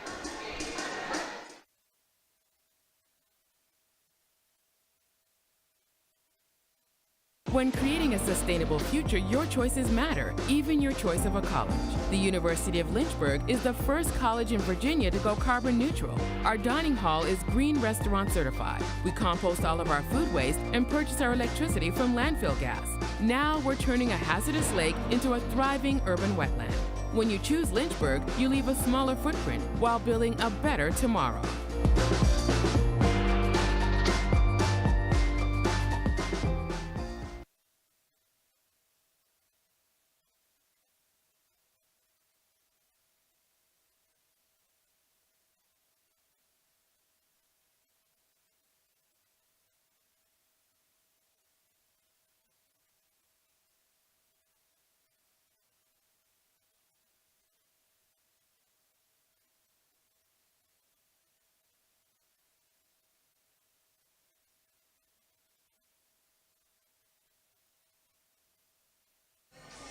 The Marlins are flowing here in the last 3 minutes, holding Lynchburg scoreless and on a 12-0 run. That's catapulted them out in front by 8, their largest lead of the afternoon. A game that's been back and forth with 8 ties and 7 lead changes. Yeah, big swing here through the first 9.5 minutes. Remember, Lynchburg took a 6-point lead into the halftime locker room, down by 8 now. Got to work for everything. Bugs, bully ball, beautiful footwork, and an excellent finish over the top for the pair. Yeah, and it's that clockwise spin, so he's actually going against the dominant shooting hand. You bring that right hand into the defender, so great finish there from Bugs to play through all that. Lynchburg continuing to try and disrupt with this 1-3-1 despite the success from three-point land. Jamarcus Brown once again meets him at the apex. Underneath, Tyler Bugs goes up strong. No good. Hillary Scott really wanted a foul in the ear of the official, but the appeal won't do anything. And just to keep you updated on Eli Thomas, you can see him with the pink sneakers checking in at the scores table. Good to see him back in action, especially on his senior day. Foul call on the Hornets. Looks like this one's going to go against Michael Gray. That will be his first personal of the contest. Yeah, and this comes there in the right mid-post area. I think Hillary Scott, and I've heard him say this from being down at the scores table like you have some, Joe, you know, he doesn't like it when you call fouls away from the basket, but at the rim, like Tyler Bugs, you can just get completely mauled there.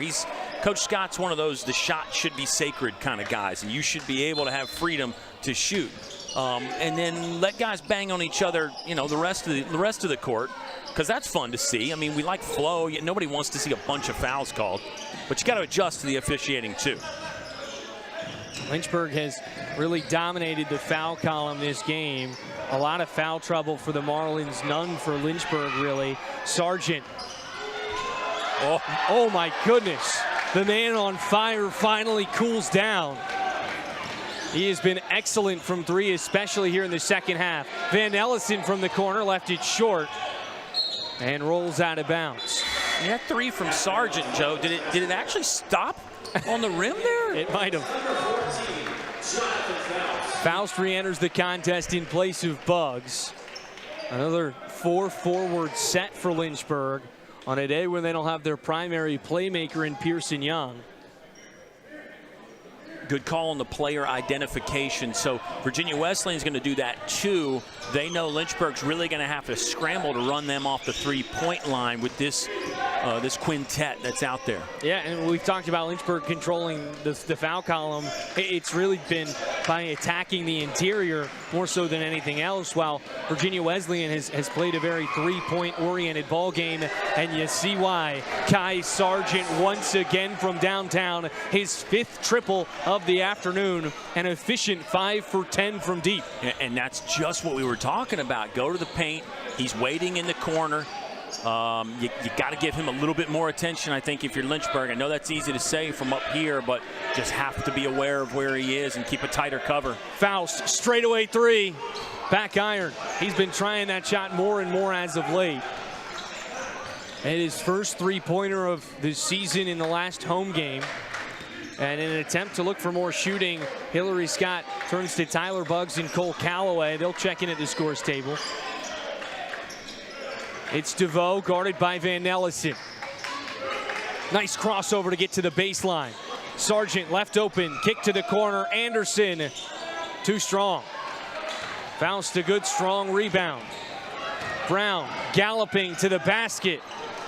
Once again too strong, off the mark. And now the Marlins have numbers. Sargent dishes underneath to Anderson, over the top of the outreached arm of Nellison. And the Marlins are going to call timeout. Up by 11, 7.5 to go. Lynchburg looking for a response.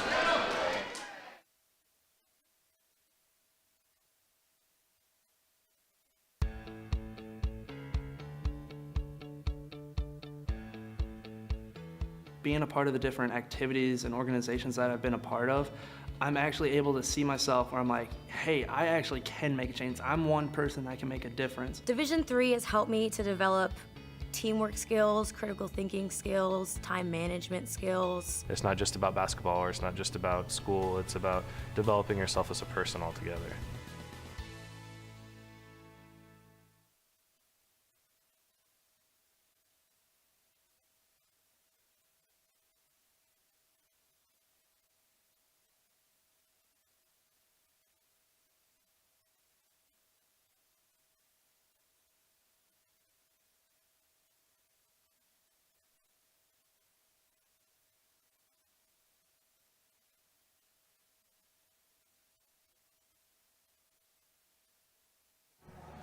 And we welcome you back into Turner Gymnasium, an 11-point ball game.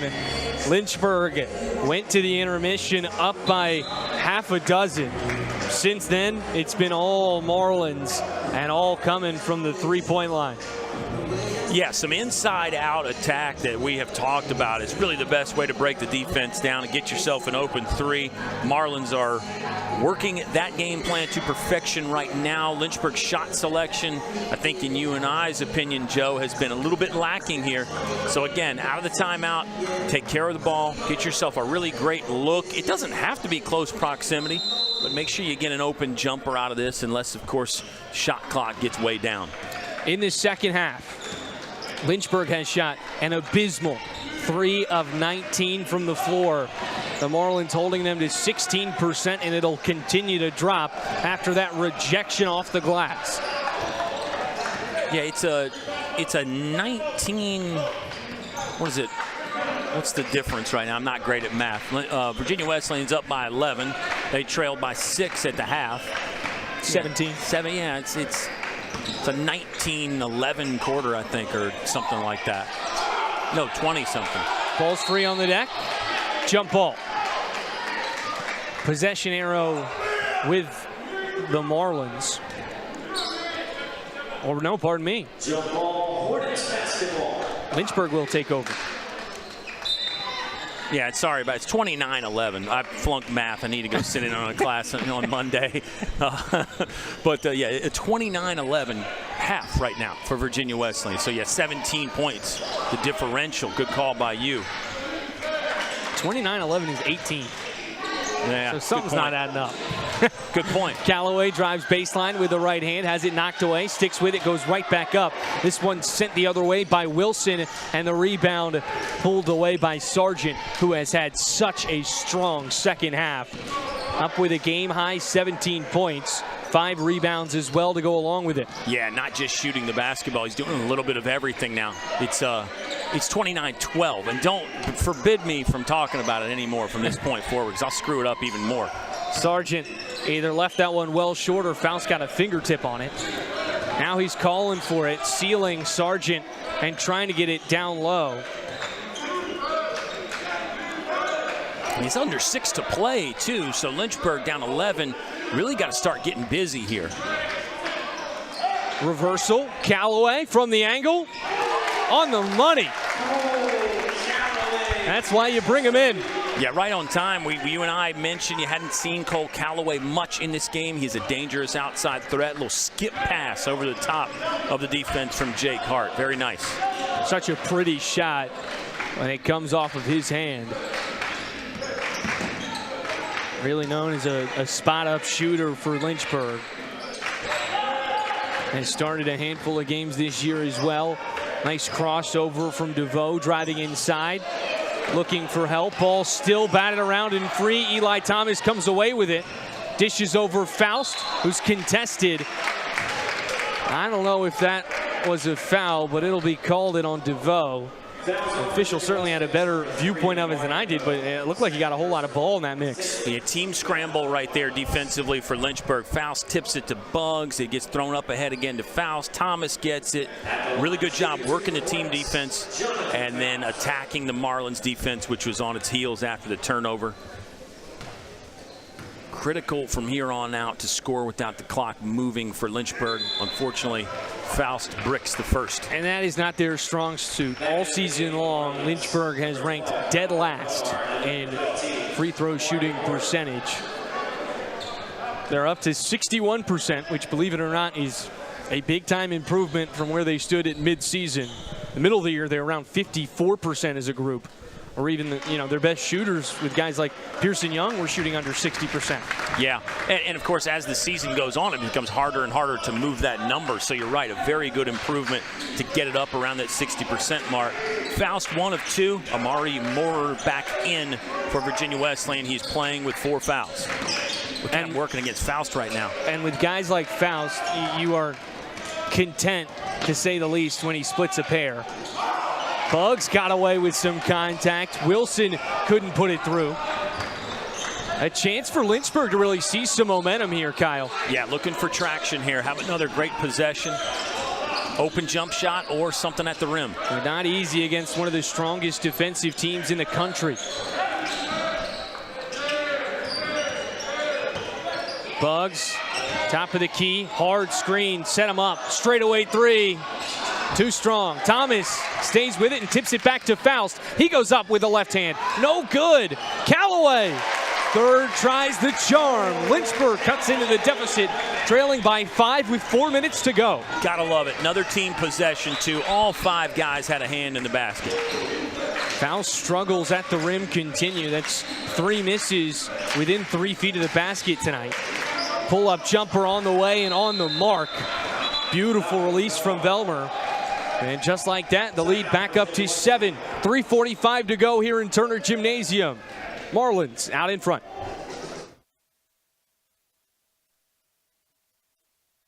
When creating a sustainable future, your choices matter, even your choice of a college. The University of Lynchburg is the first college in Virginia to go carbon neutral. Our dining hall is green restaurant certified. We compost all of our food waste and purchase our electricity from landfill gas. Now we're turning a hazardous lake into a thriving urban wetland. When you choose Lynchburg, you leave a smaller footprint while building a better tomorrow.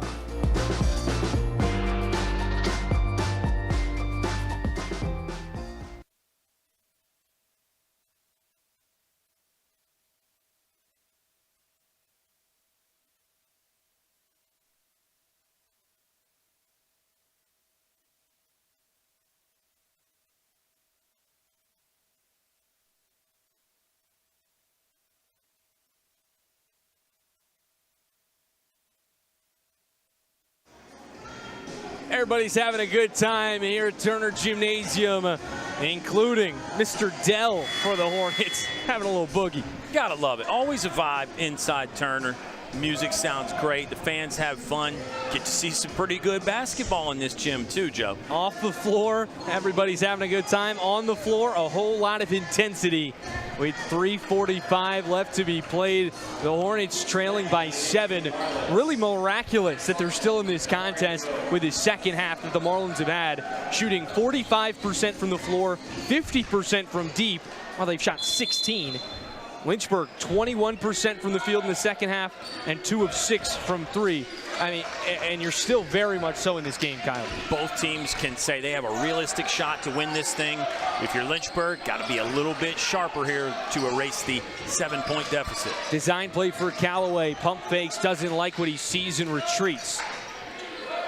Now Eli Thomas in the corner with his shot clock at single digits. At 5, Faust lets it fly. Money! His second 3-ball of the season, and it comes at a crucial point in this ball game. We had the perfect view of that one from that right wing angle. On release, it looked great. How satisfying is that for Jonathan Faust? Senior day. Could he be the star Lynchburg's looking for? Faust up to 8 points today. He's averaged 10 in the last 3 games. Jake Hart with a steal. Underneath, tried to bounce it on the deck to Faust. It was poked away.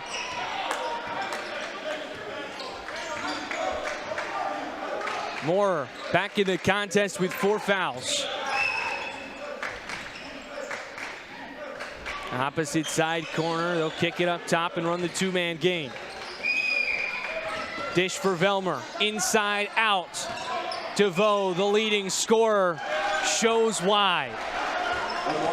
They passed up a couple open three-pointers, so you know that was a point of emphasis for the Marlins coaching staff. Let's look for twos here. They got one when they needed it.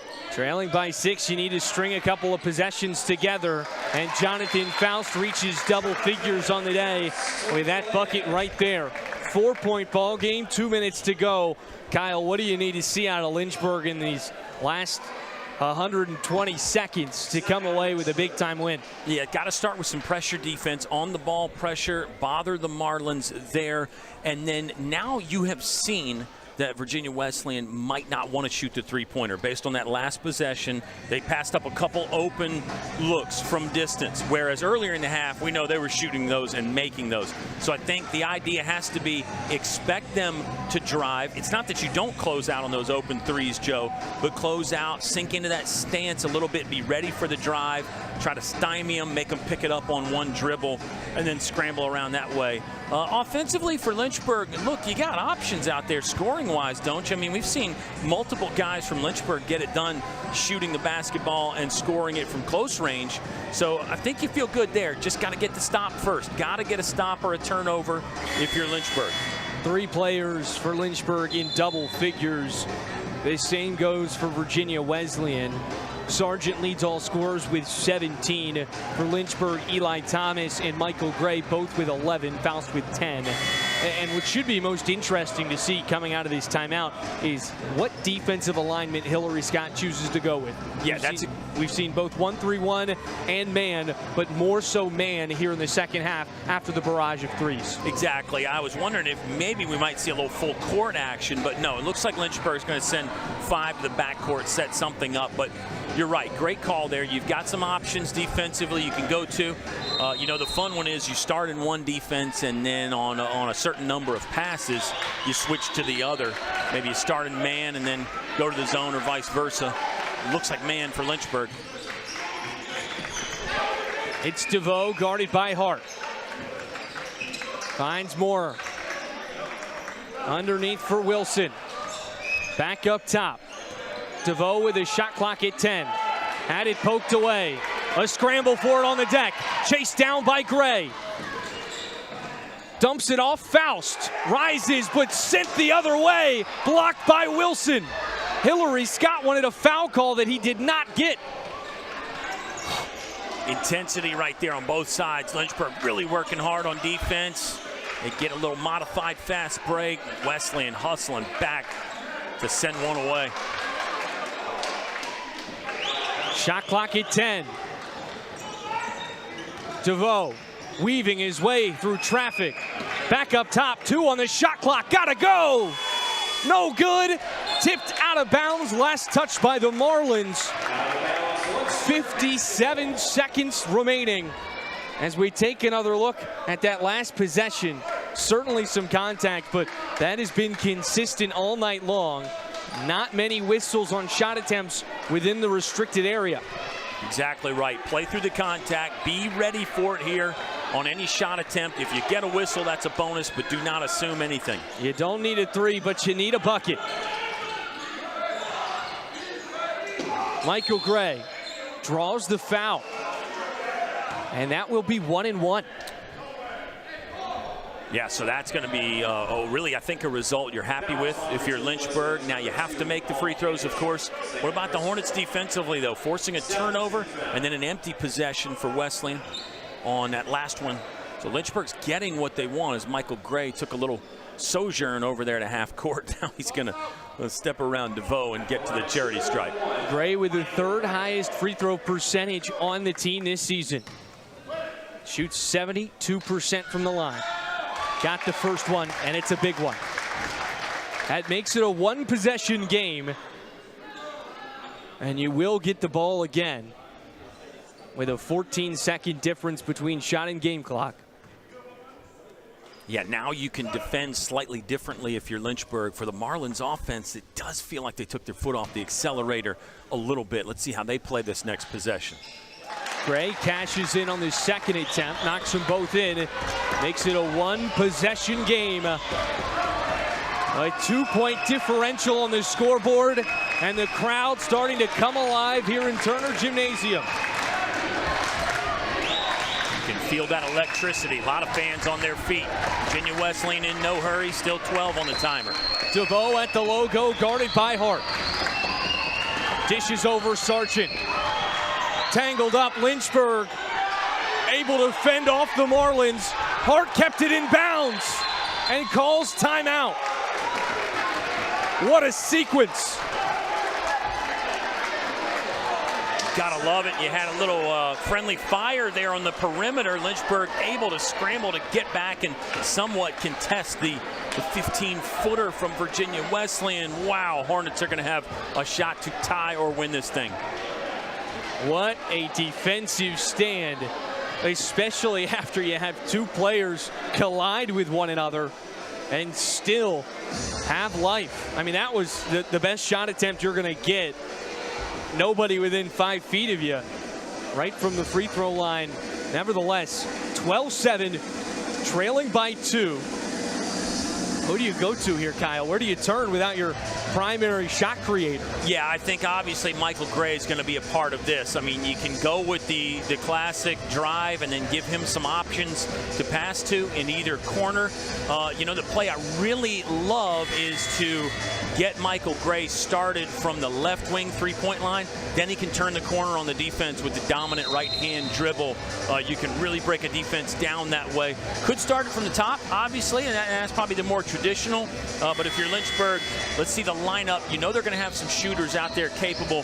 Have Jamarcus Brown around the rim for a tip-in, because, you know, a lot of coaches will say it's not the first shot that beats you, it's the second shot. So if you're Lynchburg, you really have to crash hard when the ball goes up and try to tip that thing back to the bucket or catch and come down and go up strong. The starting 5 on the floor for the Marlins with Anderson, DeVoe, Sargent, Moore, and Wilson. For Lynchburg, it's Faust, Buggs, Callaway, Hart, and Gray. Yeah, okay, so I was wrong. Jamarcus Brown not out there, but Tyler Buggs and Jonathan Faust will be those guys. They've got to be around the basket when the shot goes up for a potential offensive rebound. And Kyle, I'll tell you, I'm an advocate. Go for the tie at home, go for the win on the road. Sure. Where do you stand here? I agree with you. I mean, again, if you end up having a wide open 3, I'm not against that either, but overall, I love your concept. Ball in the hands of Michael Gray. 8 seconds on the game clock. He attacks the rim, stops on a dime, pulls up, money! With 3.9, we're not out of here yet. Don't foul. DeVoe lost the handle. Faust, a half-court heave. No, I would have lost it. I already did. What a shot by Michael Gray. What a shot there. Captain Clutch knocking it down with the clock winding down. Extra basketball. Free basketball coming your way on LHSN by courtesy of Michael Gray. 59-59 at the end of regulation. We'll see you in overtime.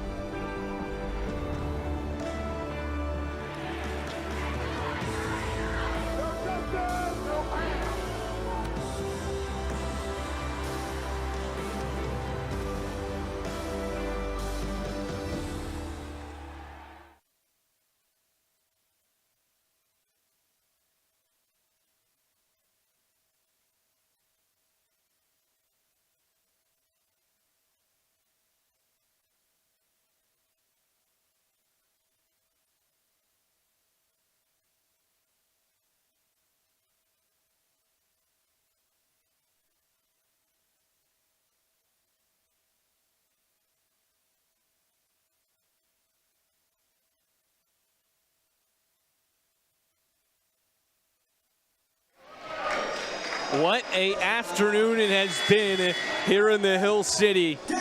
Our third broadcast of the afternoon, and nothing has disappointed, but this has certainly been the highlight. 59-59, Lynchburg led by 6 at the end of the first half. The Marlins had a lead that ballooned all the way up to 11 with 6 minutes to go, and a late rally from the Hornets and a bucket from Michael Gray with 3.7 on the game clock ties us up and puts us where we are now. We started the game talking about Michael Gray's confidence. He showed it on display right there. Wanted the ball, wanted the shot in the key moment, and made it.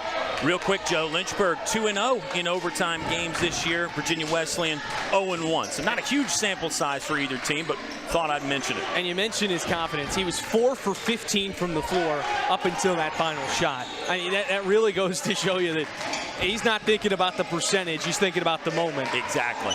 Exactly right. DeVoe rises from the nail. Got the whistle. A late one at that. It's another one where he's coming right to left, so he's against the dominant right hand shooting. And that will go against Jake Hart. That's now his 4th. Yeah, so both teams have got some foul trouble now officially, with Jake Hart playing with 4. Amari Moore has been playing with 4 for Virginia Wesleyan. Since 13 minutes to go in the second half. Right. 13-29 to be precise. And I would say he hasn't scored much, but that's because Virginia Wesleyan was so hot from outside. I mean, they were ripping the cords from 3, so they didn't really need him doing a lot down low. It has been baskets by committee for Virginia Wesleyan tonight.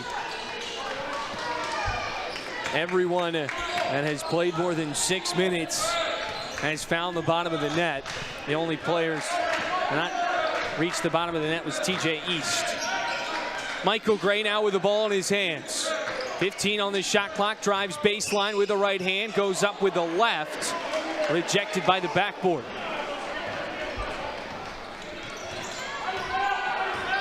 Now here come the Marlins the other way. It's Sargent, who's had a phenomenal second half here in Turner. Officials are going to talk about something. I thought it was a timeout, but it's not. I think they got some perspiration they want cleaned up. And that's exactly what it is. We've seen that a few times.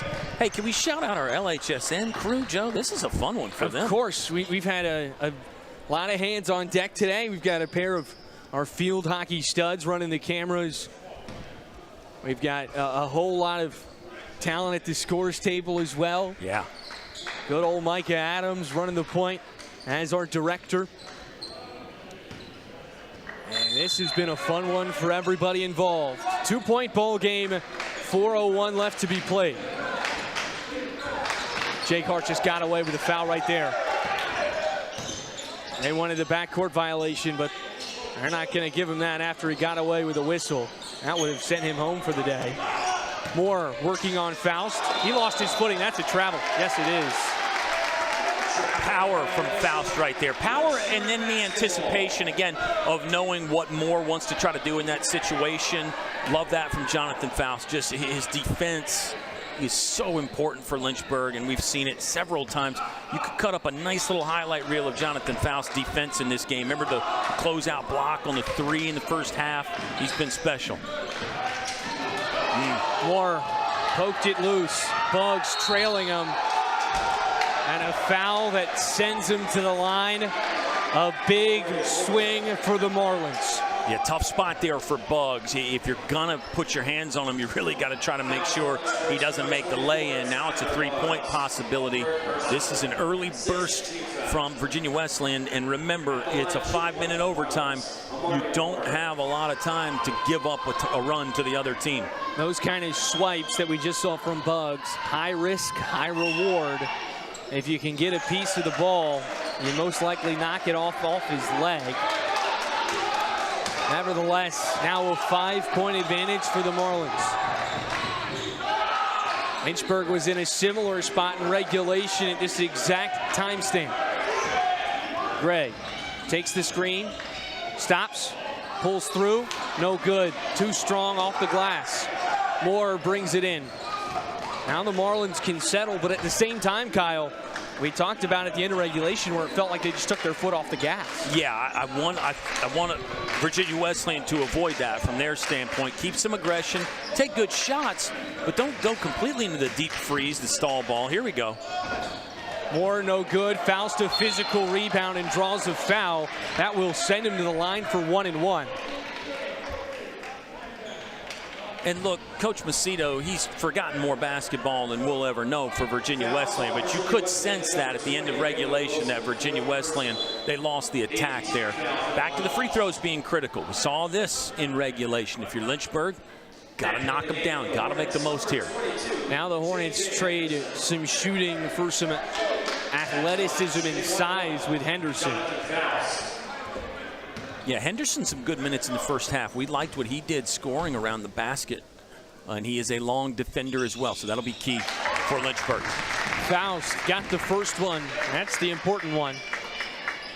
Also, I just feel like I need to mention it. We haven't seen him in a long time, but Eli Thomas, what a game today. In 30 minutes of action, 11 points, 50% from the floor, 10 rebounds, 4 steals and a block. Yeah.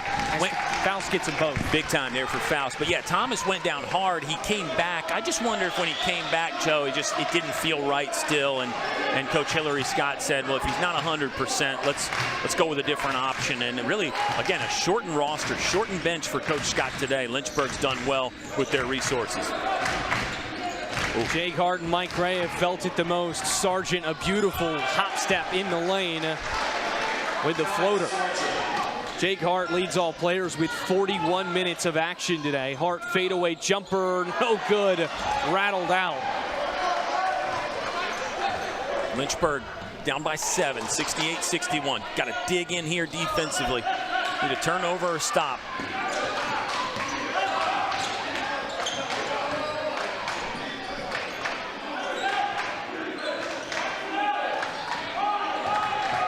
DeVoe out for Moore, 5 on the shot clock. Lynchburg trailing by 5. Moore heaves a 3. Air ball, missed everything. You mentioned it was 7. There was an error with the scoreboard that has since been corrected. Gotcha. Well, I thought it was the error with me because you heard how I screwed up the math earlier. No. I'm off the hook on this one. A good contest there by Henderson. To get a big hand up on the three-pointer attempt, and then a little bit of contact as Moore's coming down, but based on what the refs have been calling, good no call there. Nice physical play from Henderson. Lynchburg got that stop they needed. Henderson driving on Moore. Count it, and the foul! You like what you've seen from Henderson, you said? You gotta love it, yeah. I mean, the great contest defensively. And then how about this one, full confidence. Just coming right down left edge of the paint here. Hang, body control, touch with the jumper. Second foul on Sargent. 9th team foul. So Lynchburg into double bonus the rest of the way. The Hornets with 16 fouls. They'll be in the single bonus the rest of this contest. In a 2-point game with 1.5 minutes to go, the Marlins want to talk things over. Don't go anywhere. We've got 90 seconds of basketball headed your way on LHSN.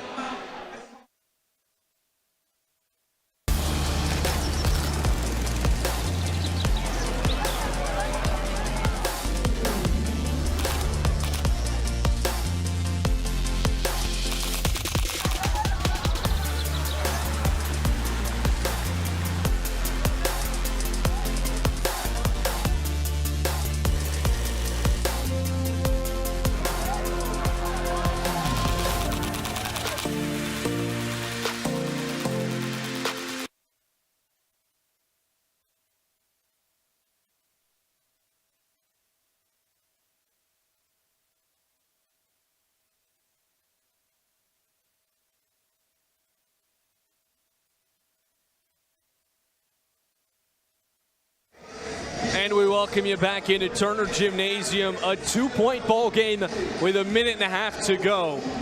Both these teams have been dead even today, but they've gotten here in different ways. It's been all on the perimeter for Virginia Wesleyan. They've gone 11 for 34 from downtown, while the Hornets have only gone 5 of 20 from deep. So what's the difference, you ask? Lynchburg is 17 for 22 from the free throw line. A miraculous 77% for a team that shoots 61% from the line. And for the Marlins, only 5 of 7. Yeah, Lynchburg attacking the basket, as we've talked about. That's part of the reason why they're getting more of those free throw attempts. And the Hornets, got to compliment them again on staying out of foul trouble, defending without being too physical. They're doing it in the right ways. An eerily similar spot here with 90 seconds to go. Almost identical to what we saw in regulation. Dribble drive. DeVoe on Hart. Rolls in, touched every part of the iron on its way down. Hart playing with 4 fouls. I wonder how much that factored into that right there. Good decision by DeVoe to spin on him and get one up. Hart had his pocket picked. Sargent hangs in the air and finishes in the face. Got to try to recover from this if you're Lynchburg. Very deflating, though. You can see it on the body language of everybody. Hart trying to respond on his own. Now he kicks out for Callaway. Draws contact, no whistle. Henderson underneath, off the glass and in.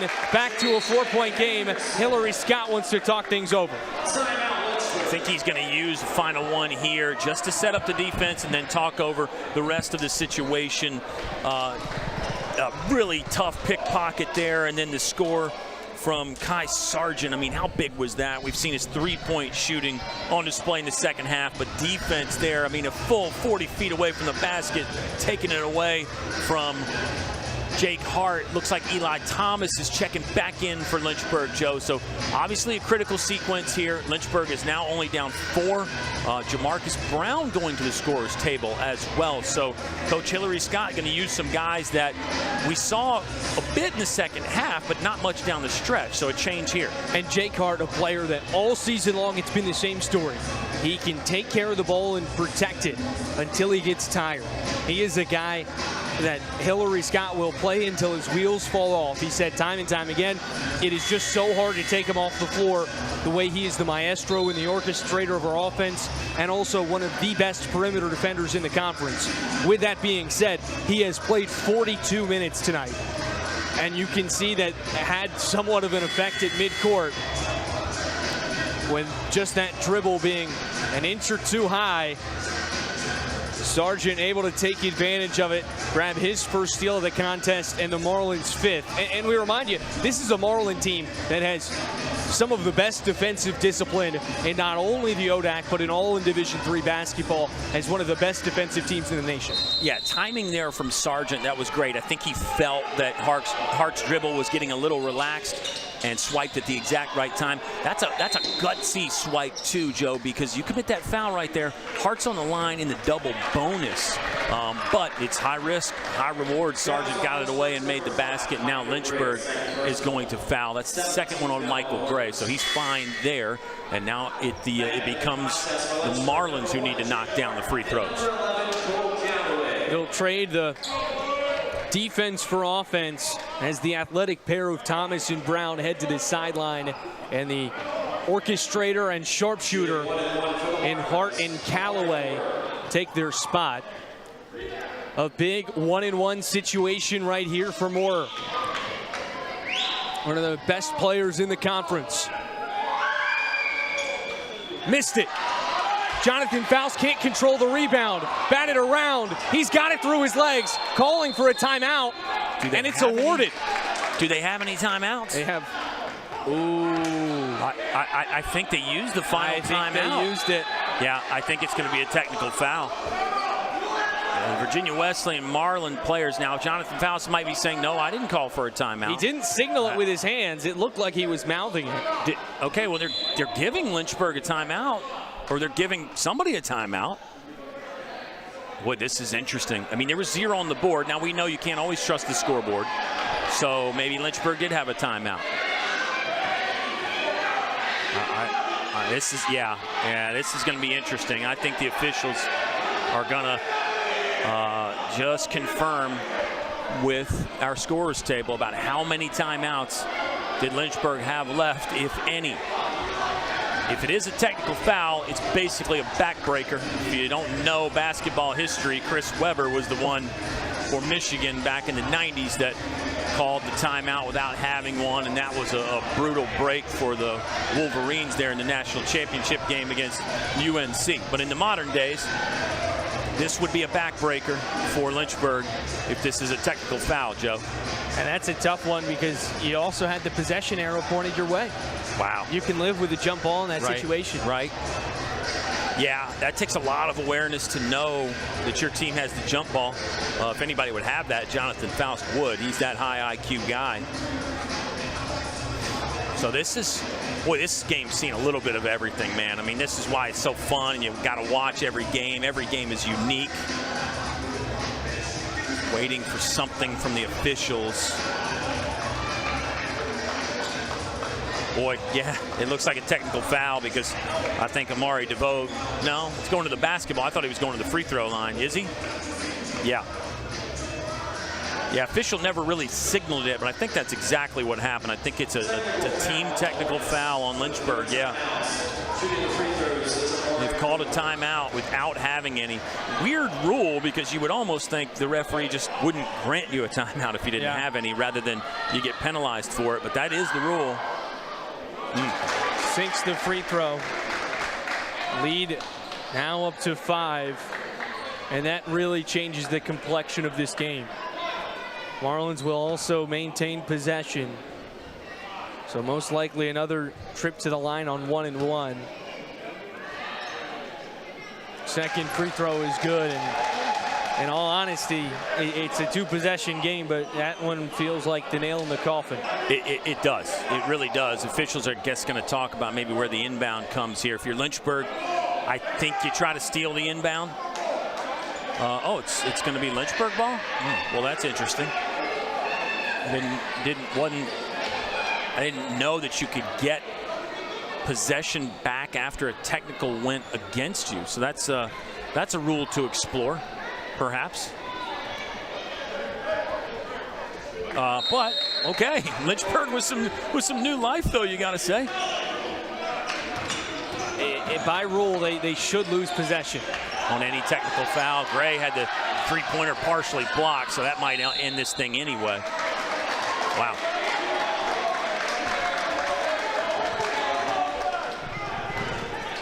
Well, assuming Virginia Wesleyan makes the free throws anyway, I feel like that would probably end it. Second one on Callaway there, Joe.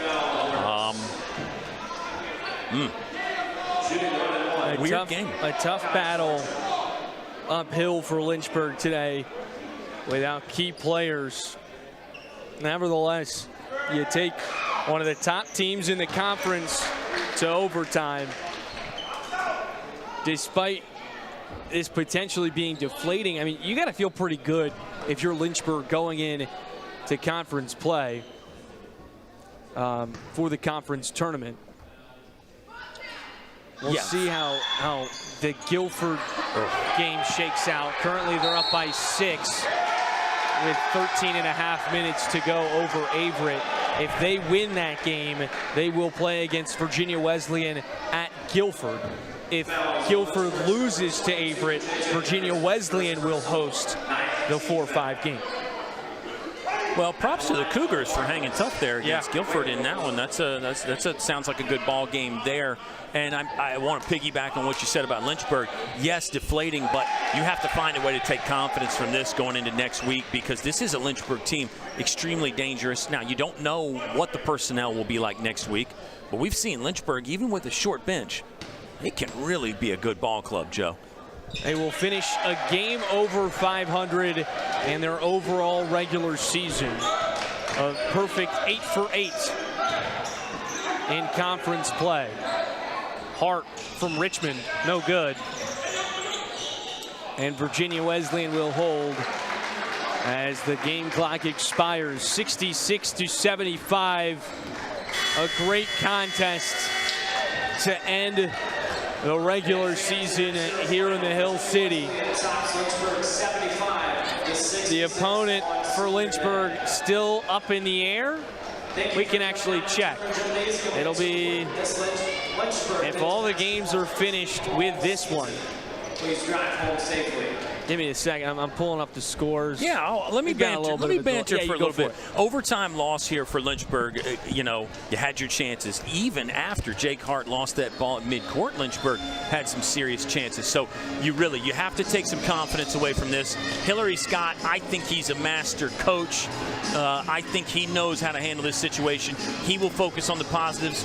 The guys know they got to make more shots, and you can't have some of those turnovers and key spots late in the game. So for Lynchburg, they can build on this. They can get hot. Any opponent's going to be tough in the ODAC tournament, right? If you make the tournament, you're a great team. And we even see with teams that aren't making the tournament like Aver, they give everybody a game. Everything's going to be close. So stay positive. Try to get hot in the tournament. And you just never know. You just really never know. Randolph, Macon, Hampton, Sydney, and Roanoke all won today. Okay. So what that means is Lynchburg will travel to play Hampton, Sydney on the road for their first game of the conference tournament. That game will be played on Wednesday, February 26th. So mark your calendars. That'll be a fun one. With that being said, we appreciate you spending your Saturday afternoon with us. Once again, a big thank you to our whole crew up here in the box. Tatum Hayes, Jill Pleiter on camera, Ethan Moratsky on graphics, Micah Adams running the director, and of course, Kyle Haney and myself. Always having a pleasure talking to you folks. We'll be back on LHSN later this week. Thank you so much. Have a good one.